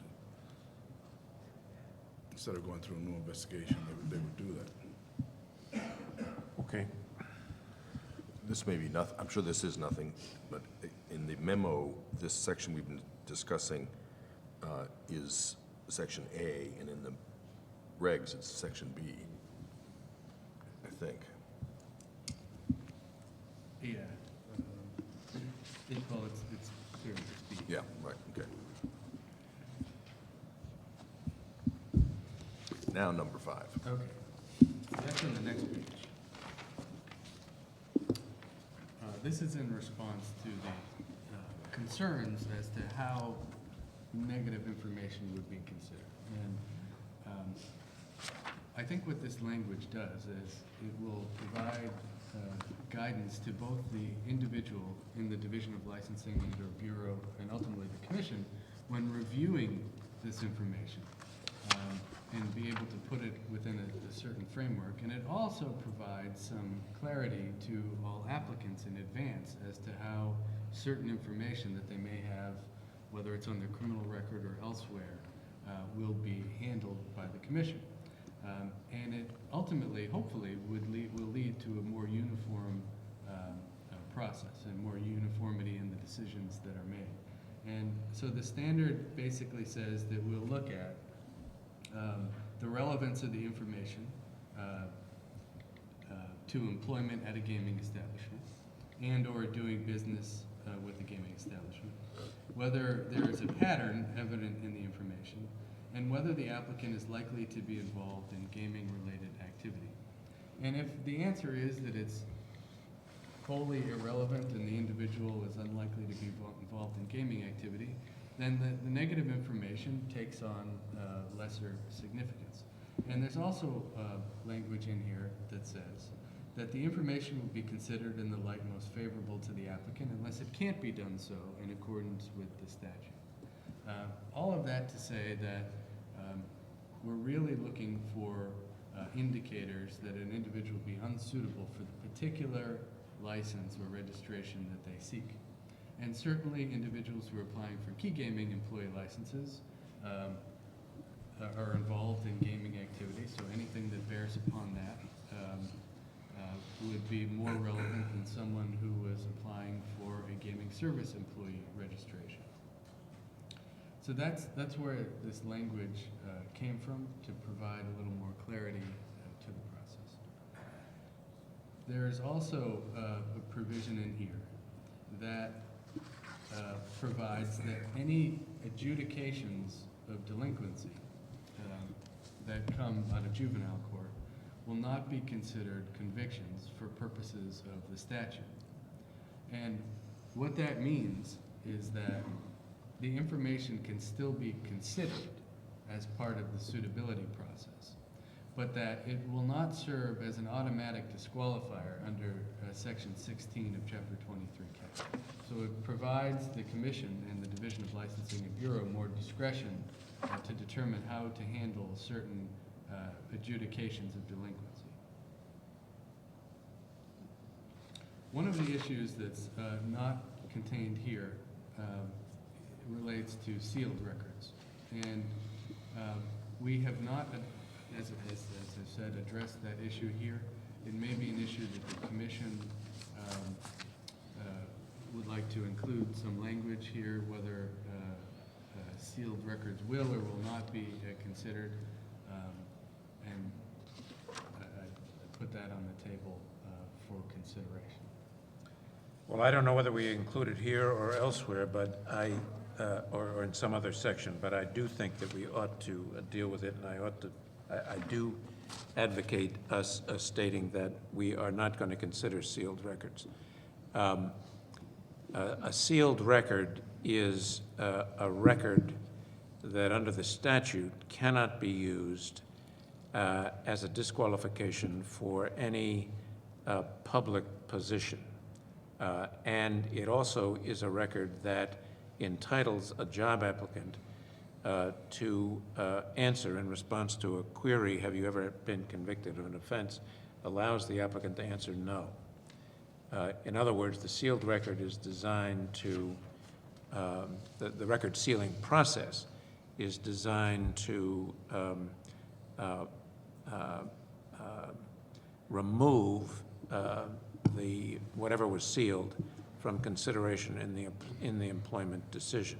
It doesn't go away. It's not an expungement. That's almost never done. But it does take the record out of consideration in the employment process. The statute on its face says that that a record will be sealed on the filing of a no pros, which is a prosecutorial judgment that they're going to abandon the prosecution, or a finding of not guilty or other things. That part has been held to be unconstitutional, that automatic sealing provision.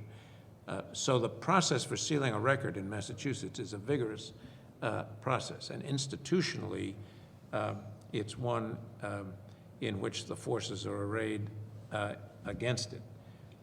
And the Commonwealth has a strong public policy of openness of criminal records, of all court proceeding records, so that very, very few records are in fact sealed, and they're sealed only if there is, as a practical matter, a compelling reason for sealing them. And it seems to me that under those circumstances, it should not, a sealed record and the content of a sealed record should not play any role in our licensing decision either. It is an anomaly, it seems to me, to have us take into consideration the content of a sealed record when somebody applies to be a blackjack dealer. But if someone applied to be the comptroller of Massachusetts, we couldn't take the same record into account. So I think that we ought to, as a policy matter, say we're not going to consider sealed records. Just to clarify, Commissioner, would that be sealed records in Massachusetts or sealed records? Well, certainly sealed records in Massachusetts. I haven't thought about sealed records elsewhere. If there's some scheme that routinely seals stuff up, I think we ought to say, I don't know how to deal with that. I don't know what the regime is elsewhere, but certainly a sealed Massachusetts record is not something we should consider. That would be my proposal. I defer to your judgment on that one. After learning how difficult it is in this state, that makes sense to me as well. Likewise. Next. We're on to number 6, which is on page 40.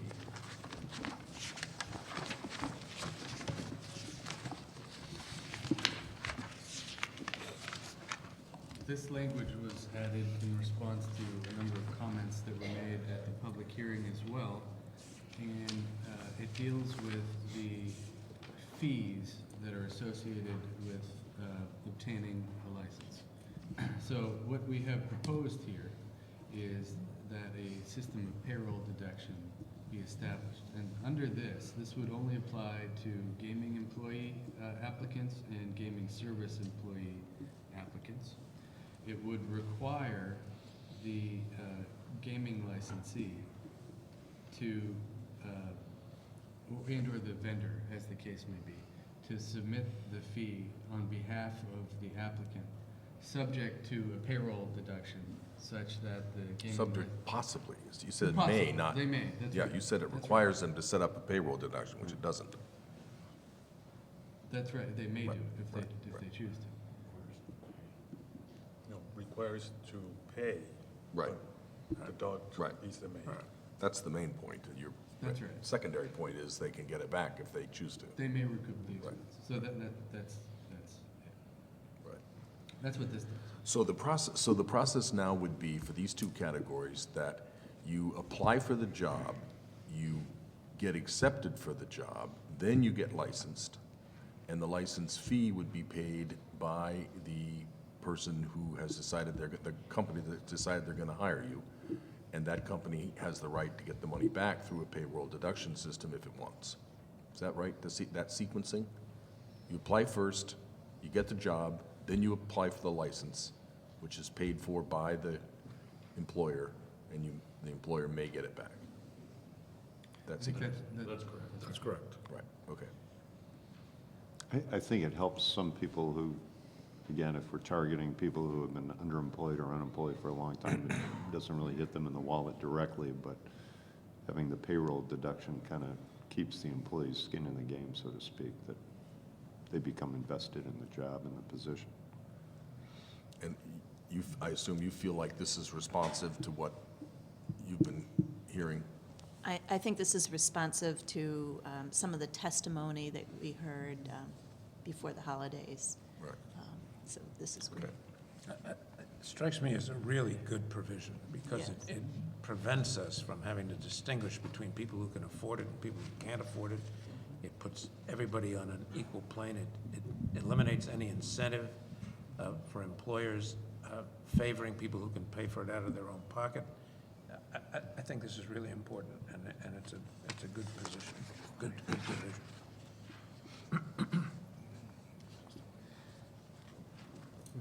We might, one other topic is we thought it'd be worthwhile to mention, is we've had, in the outreach process, we have met with state agency officials and talked about a waiver process. There is some examples of a waiver process where if it's a certification from another agency in workforce development, that the fee could be waived for that particular individual. So there wouldn't be a payment by the licensee, it would be completely waived. We as we listened to that information, we thought there was merit in further exploring that concept and seeing if it would be something that would apply as well.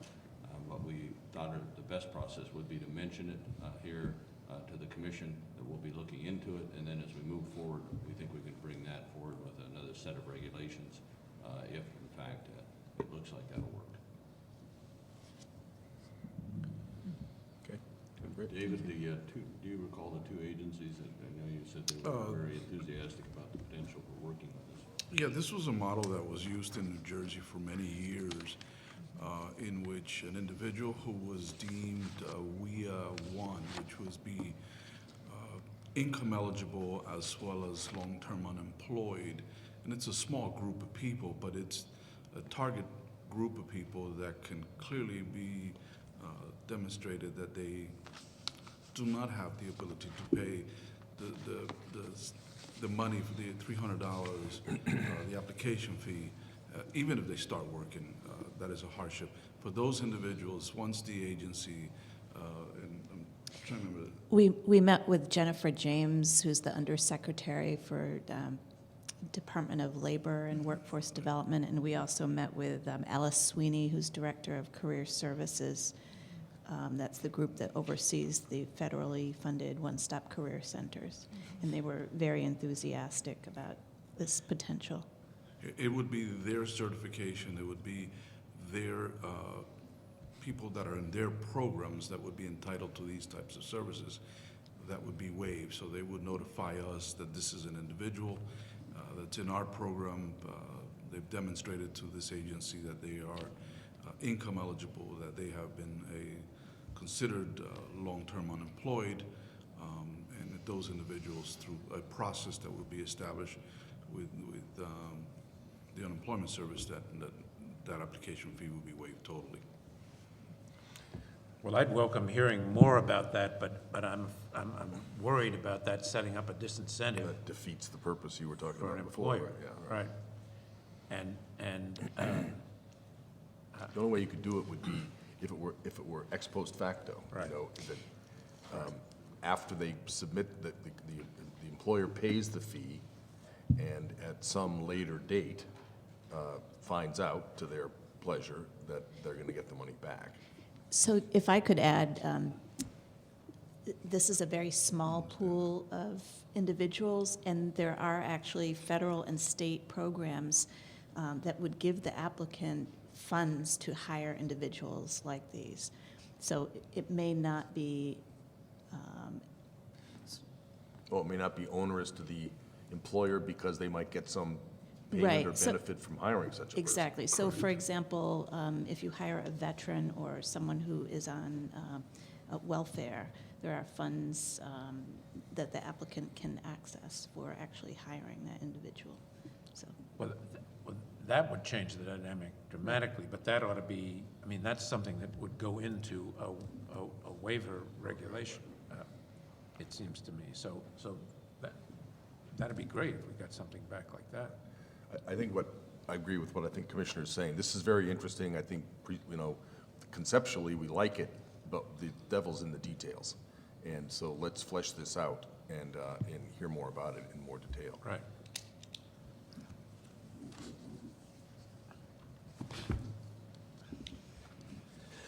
Number, Everybody's got the same thing. Number 7 is not a change, but it's an area that we thought was important just to flag to make sure it was a well-understood area, and that is the concept of moral turpitude, which we have included in the regulations. It's included in the arena of both.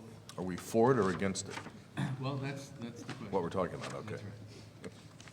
For moral turpitude or for the regulation? It's on pages We're against moral turpitude. 34 and 36. Just try to be clear here.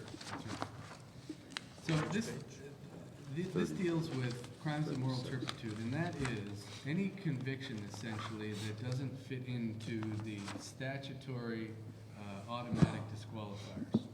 So it's any crime that's not already a felony or a crime involving embezzlement, theft, fraud, or perjury. And there's 34?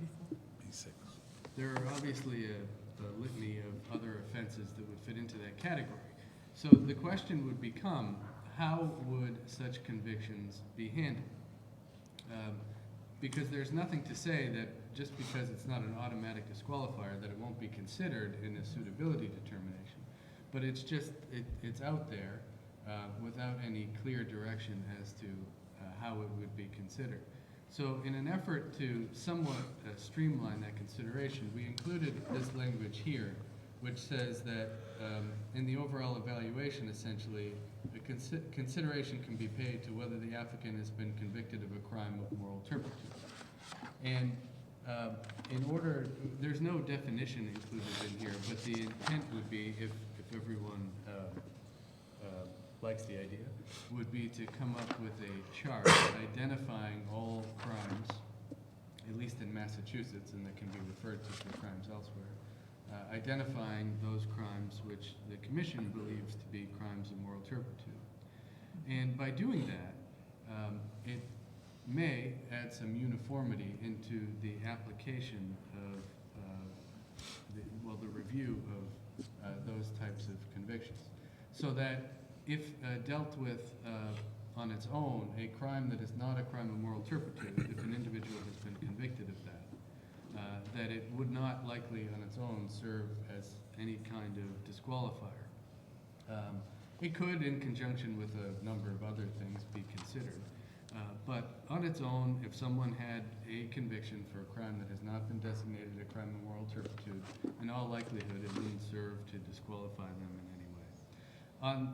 On the contrary, if they had been convicted of a crime of moral turpitude, it would be an issue that would have to be paid careful attention to, and perhaps they would have to come in and demonstrate their rehabilitation from that.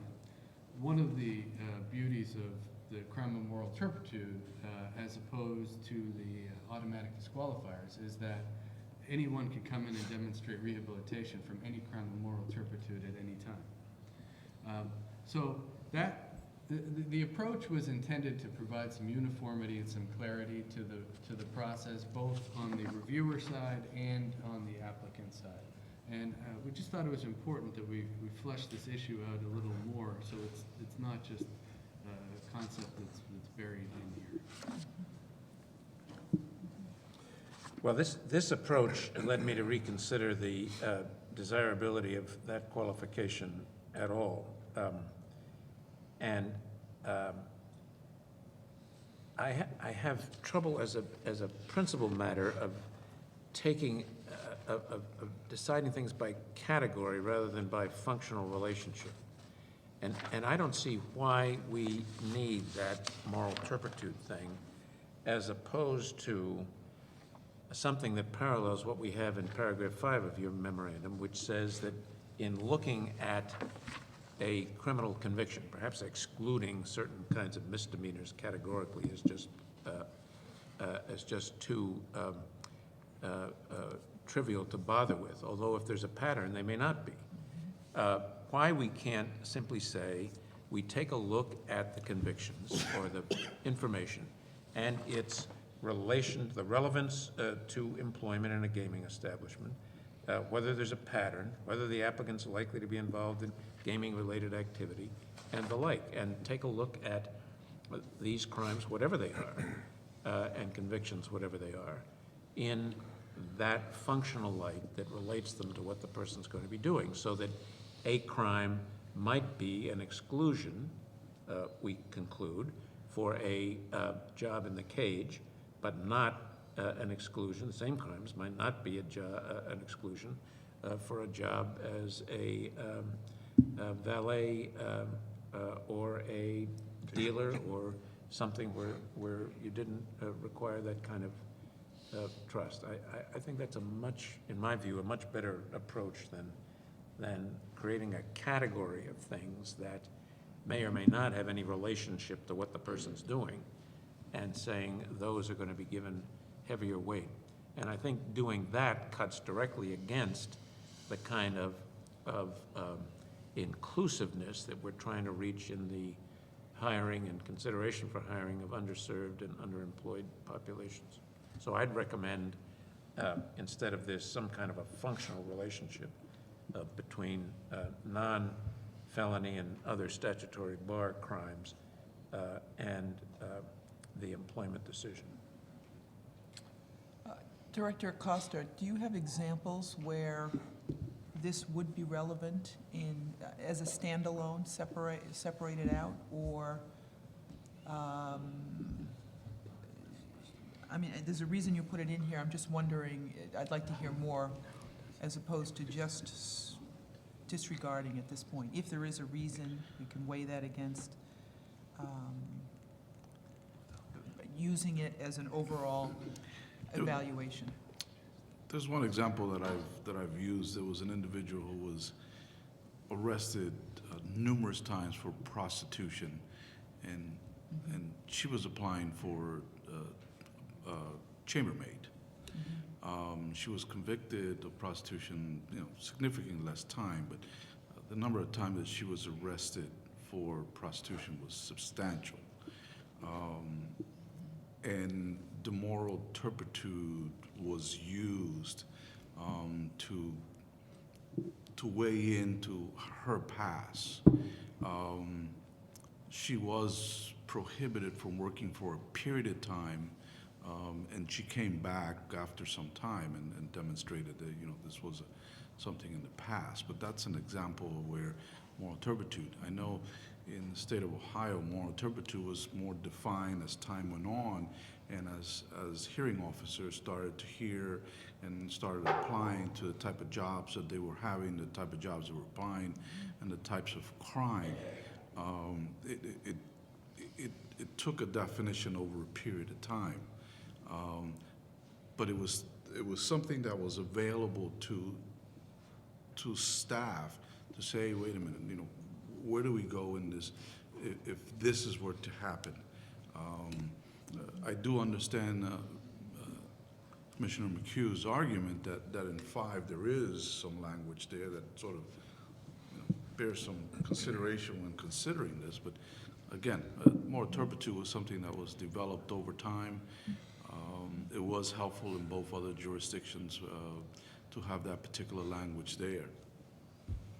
It seems, I hear you, and that's a good example, but it seems to me that you could reach and should reach the same result without worrying about the label. Somebody who's been arrested a half a dozen times for prostitution and convicted a few more times probably shouldn't be working as a chamber, as a housekeeper in a hotel. But that is a functional relationship between that job and that criminal history. There might be other jobs for which that wouldn't be a bar. Hard to think of one at the moment, but you know, there's a functional relationship there. And that's my concern. As long as we're able to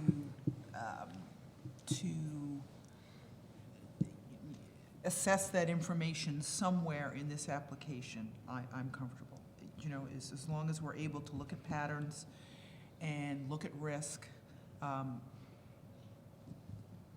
it makes sense what Commissioner McHugh said, that as long as we can do it in number 5, I'm comfortable not using a label.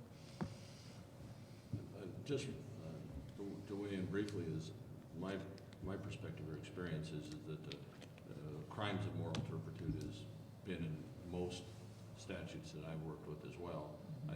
One thing that I find a little difficult, if it's in this list, it does at least provide clarity that that's going to be something that the commission is going to consider before it licenses, and those offenses can be very important, I think, to a licensing decision. The topic that or the consideration or concern I had with the language that's here is it comes as it is with no definition. So to be effective, I think it does have to have some kind of parameters put around it. But I think on the other hand, it's awful general if we're trying to tie into the good character reputation of the applicant and specifically when we're talking about criminal offenses. I'm not saying that it can't be done. I'm just saying that it would be more clear, I think, if it was in the regulation itself. More clear. So you're suggesting spelling out what we're talking about? Is that, you're talking about possibly listing potential crimes? What Todd had talked about is that my preference would be that it remain in the list, but that it be defined in some fashion. As further as Todd, the way Todd explained it, or in some other fashion. I'm not sure if we're going around in circles a little bit, but It's happened before. it's happened before. I like Commissioner McHugh's conceptualizing this. If we could eliminate misdemeanors, and we know that there's statutory crimes that are automatic disqualifiers. Every conviction in between, in the middle, is something that may be considered as by the licensing division and the commission for a plethora of reasons: the trends, the convictions, the amounts. And even et cetera. misdemeanors would lend to a trend. So you would be able to look Well- at, say, 20 misdemeanors, so you need the ability to assess on a case-by-case basis. Yeah, but I if mean, it's not a that's disqualifier. right, but if that's being weighed against listing everything that may be considered a disqualifier, we may be going down a road that's too prescriptive for practical purposes. Well, there wouldn't be disqualifiers per se. But maybe. Well, they may be anyway. Considered. It's just, the only reason it was included in the first place for discussion is, you know, we could be getting thousands of applications in, and there could be a number of people who are sitting and reviewing these applications.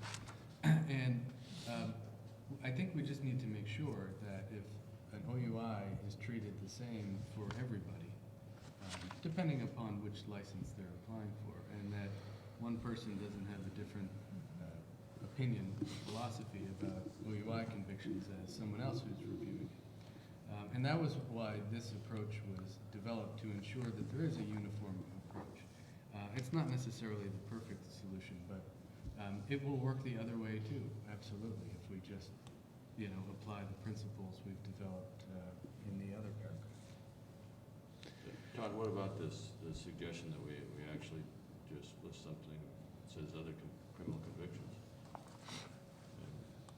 And dispose of the moral turpitude. That would certainly clarify that we will consider other convictions. Well, you could try to put in something that get to Commissioner McHugh's point. It could be other crimes, the nature of which suggest incompatibility with the job definition or something like that. I think it's really interesting in theory. Whether it's really a practical reality, the prostitution example, made that point. Maybe it's sort of pretty hard to figure out. If you steal cars a lot, does that mean you can do certain jobs but not other jobs? I don't know. I'm not sure how you'd get there, but you could at least try to put the language in there that at least guides the reviewer to some extent. But I'm not exactly sure that I'm comfortable with taking out turpitude and putting in this, try to figure out a laundry list of every kind of crime that's compatible with or incompatible with every kind of a job. I'm not sure how you do that. But I have an earlier question, which apparently I've misunderstood for a long time. I read this clause. I thought that automatic disqualifiers were felons and people who had committed other crimes involving embezzlement, theft, fraud, perjury. Apparently that's not the way we're reading this. We're only reading this as felonies. The only felons who are automatically precluded are felons that are involved in embezzlement, theft, fraud, or perjury. No. I think The first way of interpreting. Well, what crimes of moral turpitude aren't felonies? There could assault and battery. That's not a felony? Prostitution. Oh, those aren't Yeah. felonies? No. Those are misdemeanors? Depends on. Crimes of moral turpitude. Yeah. That's yeah. another category? No, it's a crime, but it's not. But it's not a felony. Certain drug offenses. What is it? Certain drug offenses as well. There are a lot of misdemeanors. Prostitution isn't a you felony. may fit into that. What is it? It's a misdemeanor? Misdemeanor. Okay. OUI is not necessarily a felony. Yeah, there are circumstances that would change. Okay, so you're an automatic, if you're a felon, you're automatically disqualified. If you are guilty of a crime involving embezzlement, theft, fraud, or perjury, you're automatically disqualified. But there's a category of other crimes, which incidentally include prostitution and, what else? OUI. But it's a pattern of. That's another thing, right? Yeah, Well, I was just that's talking about what's okay. automatic, what's automatic, okay, Some drug offenses. right, Yeah. CDS. Drug offenses, right? Yeah. CDS. okay. All right, drug offenses are crimes of moral turpitude? Not all. Well, right now, they're nothing. They're just Right, they're things that we're nothing, going right. to- They can be considered against in judging someone's character, basically. Well, I don't know if we've left you with much to work with. I mean, I think the concept that Judge McHugh is talking about is one that everybody's interested in, how to actually make it work. I don't know for sure. And So it is important to give the reviewer some standards, right? guidelines. That's very important. Right. But is that done by regulation or is that done by administration? I mean, isn't there, there's a director of licensing who will be looking at a number of exceptions through the individual reviewers. There's an appeals process built into here as well. And I guess that's what we're wrestling with. And I think that we also went over the language that's actually in the regulation itself that provides the commission's guidance on how those decisions made.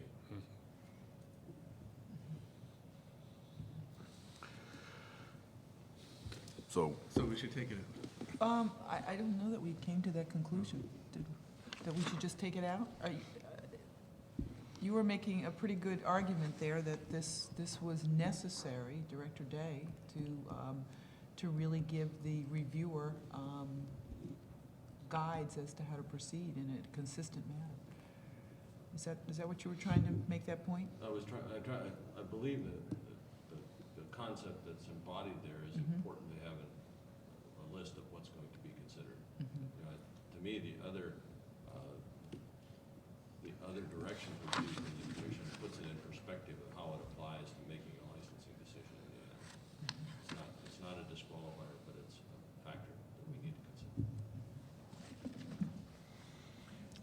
Do you have any? Well, I've made my point. If the consensus is we ought to leave it in, I mean, you have to define it, you have to say what you're gonna do. And if it's too cumbersome in the view of the administrators to simply have say we're gonna consider crimes that have a functional relationship to the job for which the person's being considered, if that's too loose and there's a risk that different license processors are going to interpret that in widely disparate ways.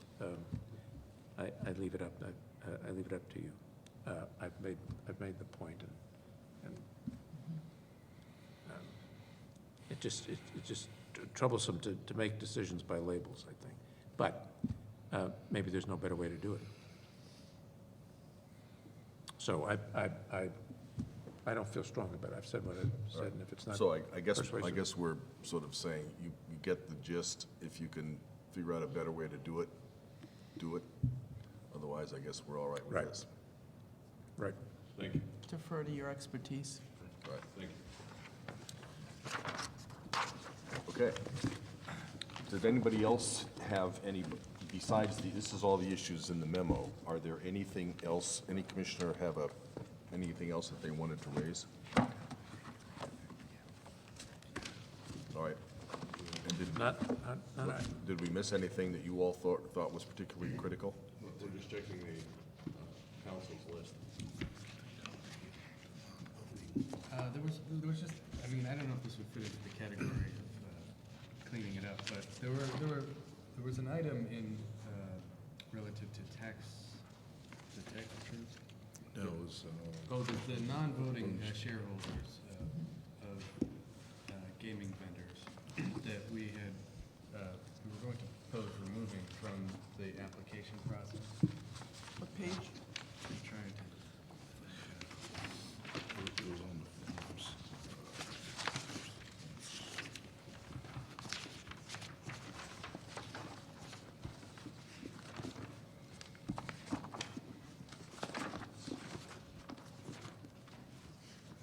Oh, it's on page 23.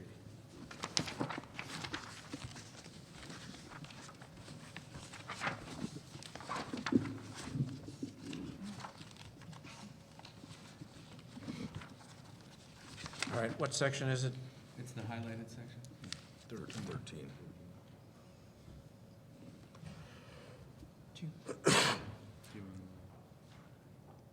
Reason? I don't think that we, in order to make the determination of suitability, that we need to know class of non-voting stocks, percentage of shared, especially of anybody in non-voting stocks. I think it's something that we don't need to ask, we don't need to know. If we do ask, it is subject to the public release and that kind of stuff. So it's something that I, after going back, speaking with the staff that are going to be reviewing the financial part, I don't think it's necessary. I know Commissioner Stebbins had brought up certain areas as well, and this was one that we did not discuss the first time around. So it goes more along the lines of what Mrs. Stebbins had brought up the first time around. So it wouldn't have to be redacted. So you don't need the information, so why gather it and then redact it? Is that what you're? Correct. Okay. Correct. It's really, Okay. to some extent, a duplication, and the information in the paragraph before it is really the core of what we're looking for in those applications. Yeah. This is a gaming vendor secondary as well, so. Correct. Why not? That's correct. Why not? So Makes sense. let's take it out.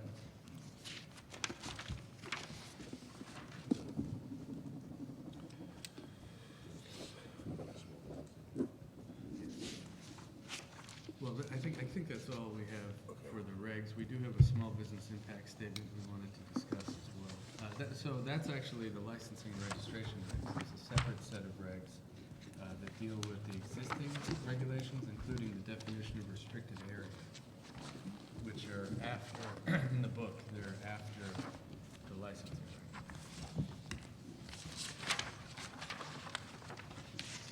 I don't have any comments on that. I just wanted to point out that those are part of this process.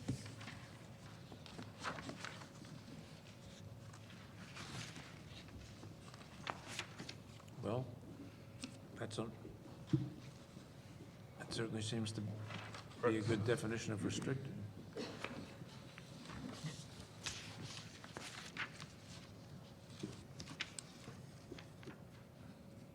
Looks fine to me.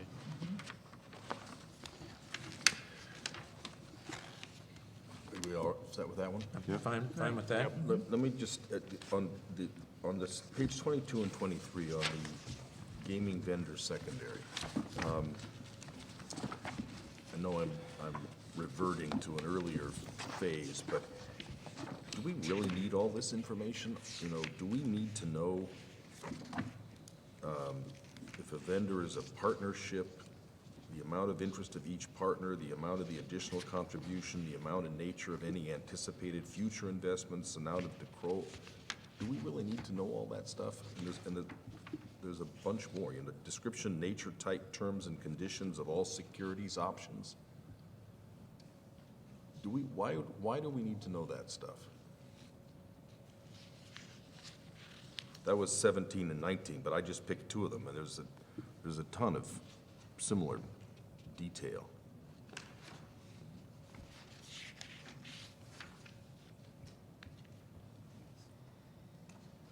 Why do we need to know that? Take those two for examples.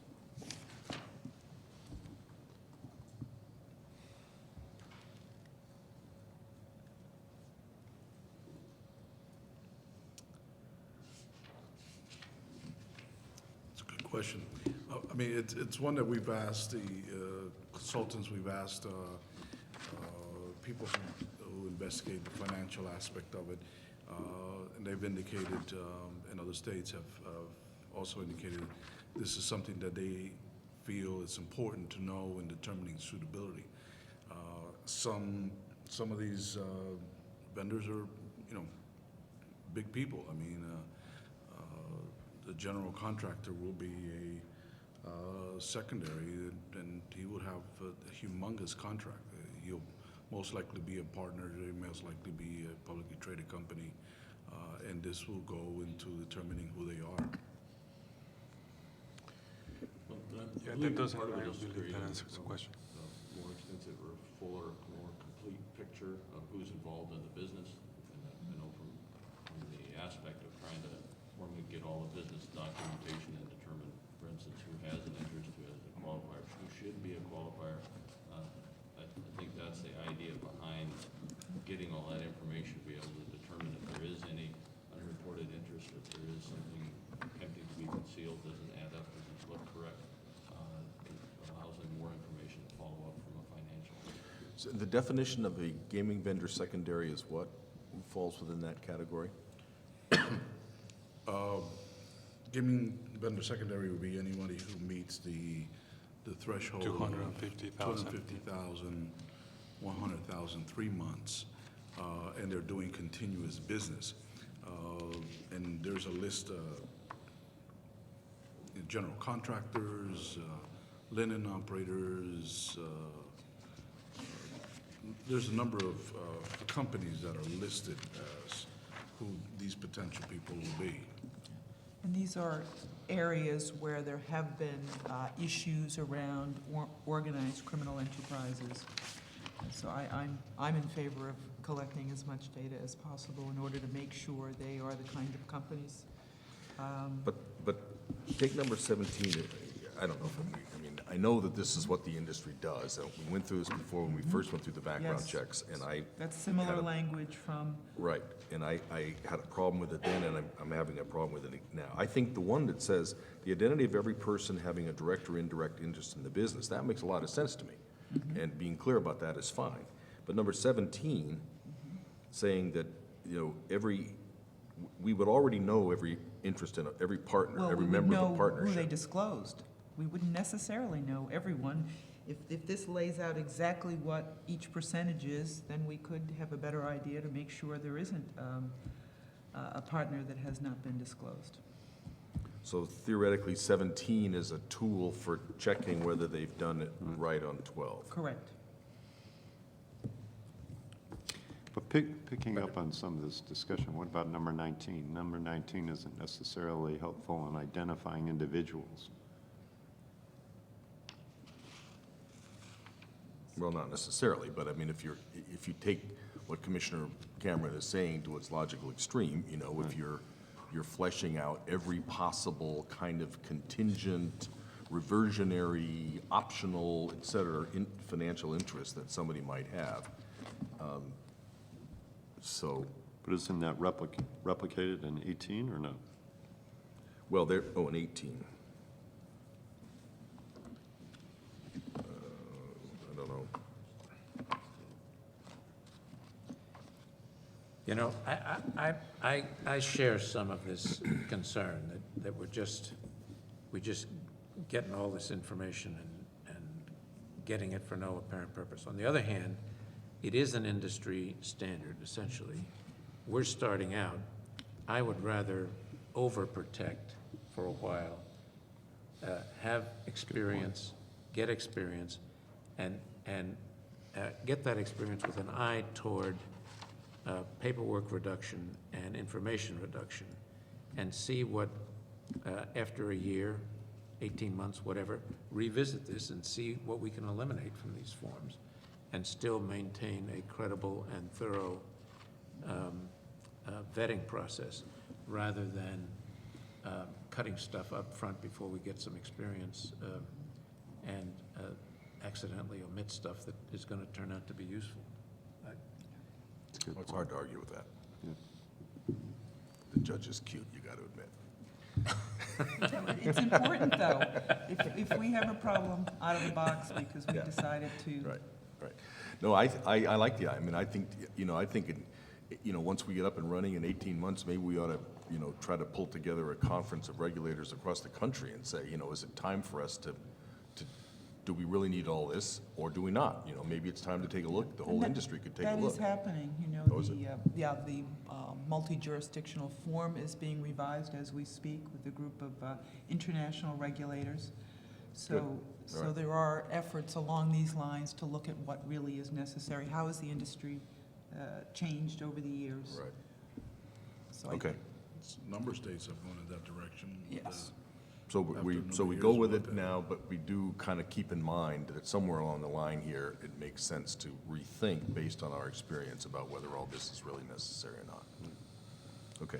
In developing this stuff, we've looked at a number of different states to see what, kind of stuff that they're asking, to Mr. McHugh's point. And I could say that we're asking significantly less than what other states have been asking for a long time. And my experience has been that, you've been asking for a long time. And I remember Enrique's comment and concern early on. This is just because somebody else is asking for it. Do we really need it? Right. We've taken a lot of this stuff out. My experience has been, we've collected it for a number of years, but we've never really had any occasion to use it. So why ask for it again? But these are some areas here that I think are of some importance. Our consultants, the people and staff right now that deal with the financial background have indicated that there is some importance and interest in this. At this time, at least. Okay, good. Well, that's a useful conversation, and I'm persuaded on both Commissioner Cameron's and Commissioner McHugh's points. So that's good. So we'll keep thinking about this as the years go by. Anything else before lunch? Well, it's just a small business impact. I said before lunch? You can do that after I'll be here. Kidding. That's fine. Which was it? Small business impact. Oh, yeah. At the end. At the, is it item? Just Right. very It's in the same, No, it's in the same. same place. Right.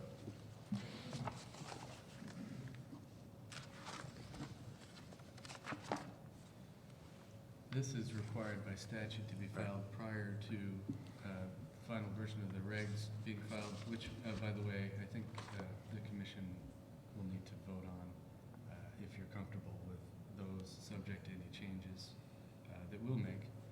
But this statement identifies the 5 areas that are contained in the statute. It's Chapter 38, Section 5. Requires the commission to consider certain impacts on small businesses and whether the regulations are crafted with those sensitivities in mind. Well, I think we've just been talking about one of those. I mean, the fact we just had the conversation where we just had indicates that we are trying to be sensitive to those issues. Right.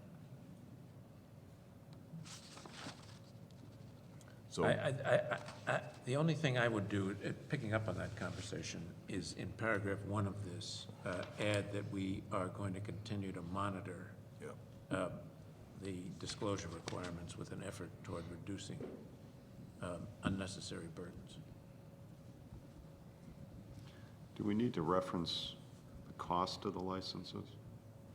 I mean, we've had the discussion that you look through the paperwork and the cost of the license might be somewhat startling, especially to a small business, but when you realize that the license is for a period of 3 years, it kind of takes a little bite out of the bill. Plus, we've also adjusted the original proposal to provide for different levels. Right. And also to make it less of an imposing situation for subcontractors. Right. so do you need a motion? Commissioner Stebbins, do you want to? Are we just doing the small, you just need a vote on the small business impact, or you want the regs as well? I think we'll need one on both. Oh, okay. Okay. Well, Mr. Commissioner Stebbins, you want to do them both? Sure. I move that the commission approve regulations under 205 CMR 134 to include the additional changes discussed here this morning. I'm not as eloquent as Judge McHugh, but there's my Oh, it effort. sounds to me like we That's the You were. catch-all, that's the catch-all phrase. Right. Do we have a second? Second. Any further discussion? All in favor? Aye. Aye. Opposed? Ayes have it unanimously. Secondly, Mr. Chair, I move that the commission approve the small business impact statement as included in the packet. Second? With the edit. You're right. With the appropriate edits as discussed. Second? Second. All in favor? Aye. Aye. Ayes have it. Thank you all. Lots of work here. Yeah, Nice great. job. So, And it's important as we break, I think, to recognize what we've done here. This was a lot of detailed stuff that is eye-glazing in its impact. But what we've now done is put in place the structure so that we can begin a licensing process in a coordinated, comprehensive fashion that will reach out to various groups who are looking for jobs, for looking for licenses, for looking for supply contracts. This is the structure. This is what they have to understand they'll be required to provide. And we can begin to now turn our attention to the actual creation of the machinery to take in the applications and to process them. It's a very significant step, it seems to me, that took place here right now, even though we were down in the weeds as we were doing it. And really important step forward in our progress. So I congratulate everybody for the hard work that they've done. Expound upon that. I mean, I want to congratulate David and thank David and Todd and Jill, because I know they did a lot of work reaching out to some of the groups that we can now go back and share this information with, but really taking a tremendous amount of time to sit down with business groups and other civic groups around the state, conference calls to get a lot of good input back on all this. So. yeah, I would reinforce that. I'm proud of the fact that we have got so much feedback and incorporated so much feedback from so many different kinds of constituencies. You know, it makes for a long process, but it's really good, and I'm proud of the fact that we've got that much participation and feedback, so thank you. I agree. Thank you. All right, let's take a 40-minute lunch break. We'll be back here at 2. No, wait a minute, sorry, 1:30.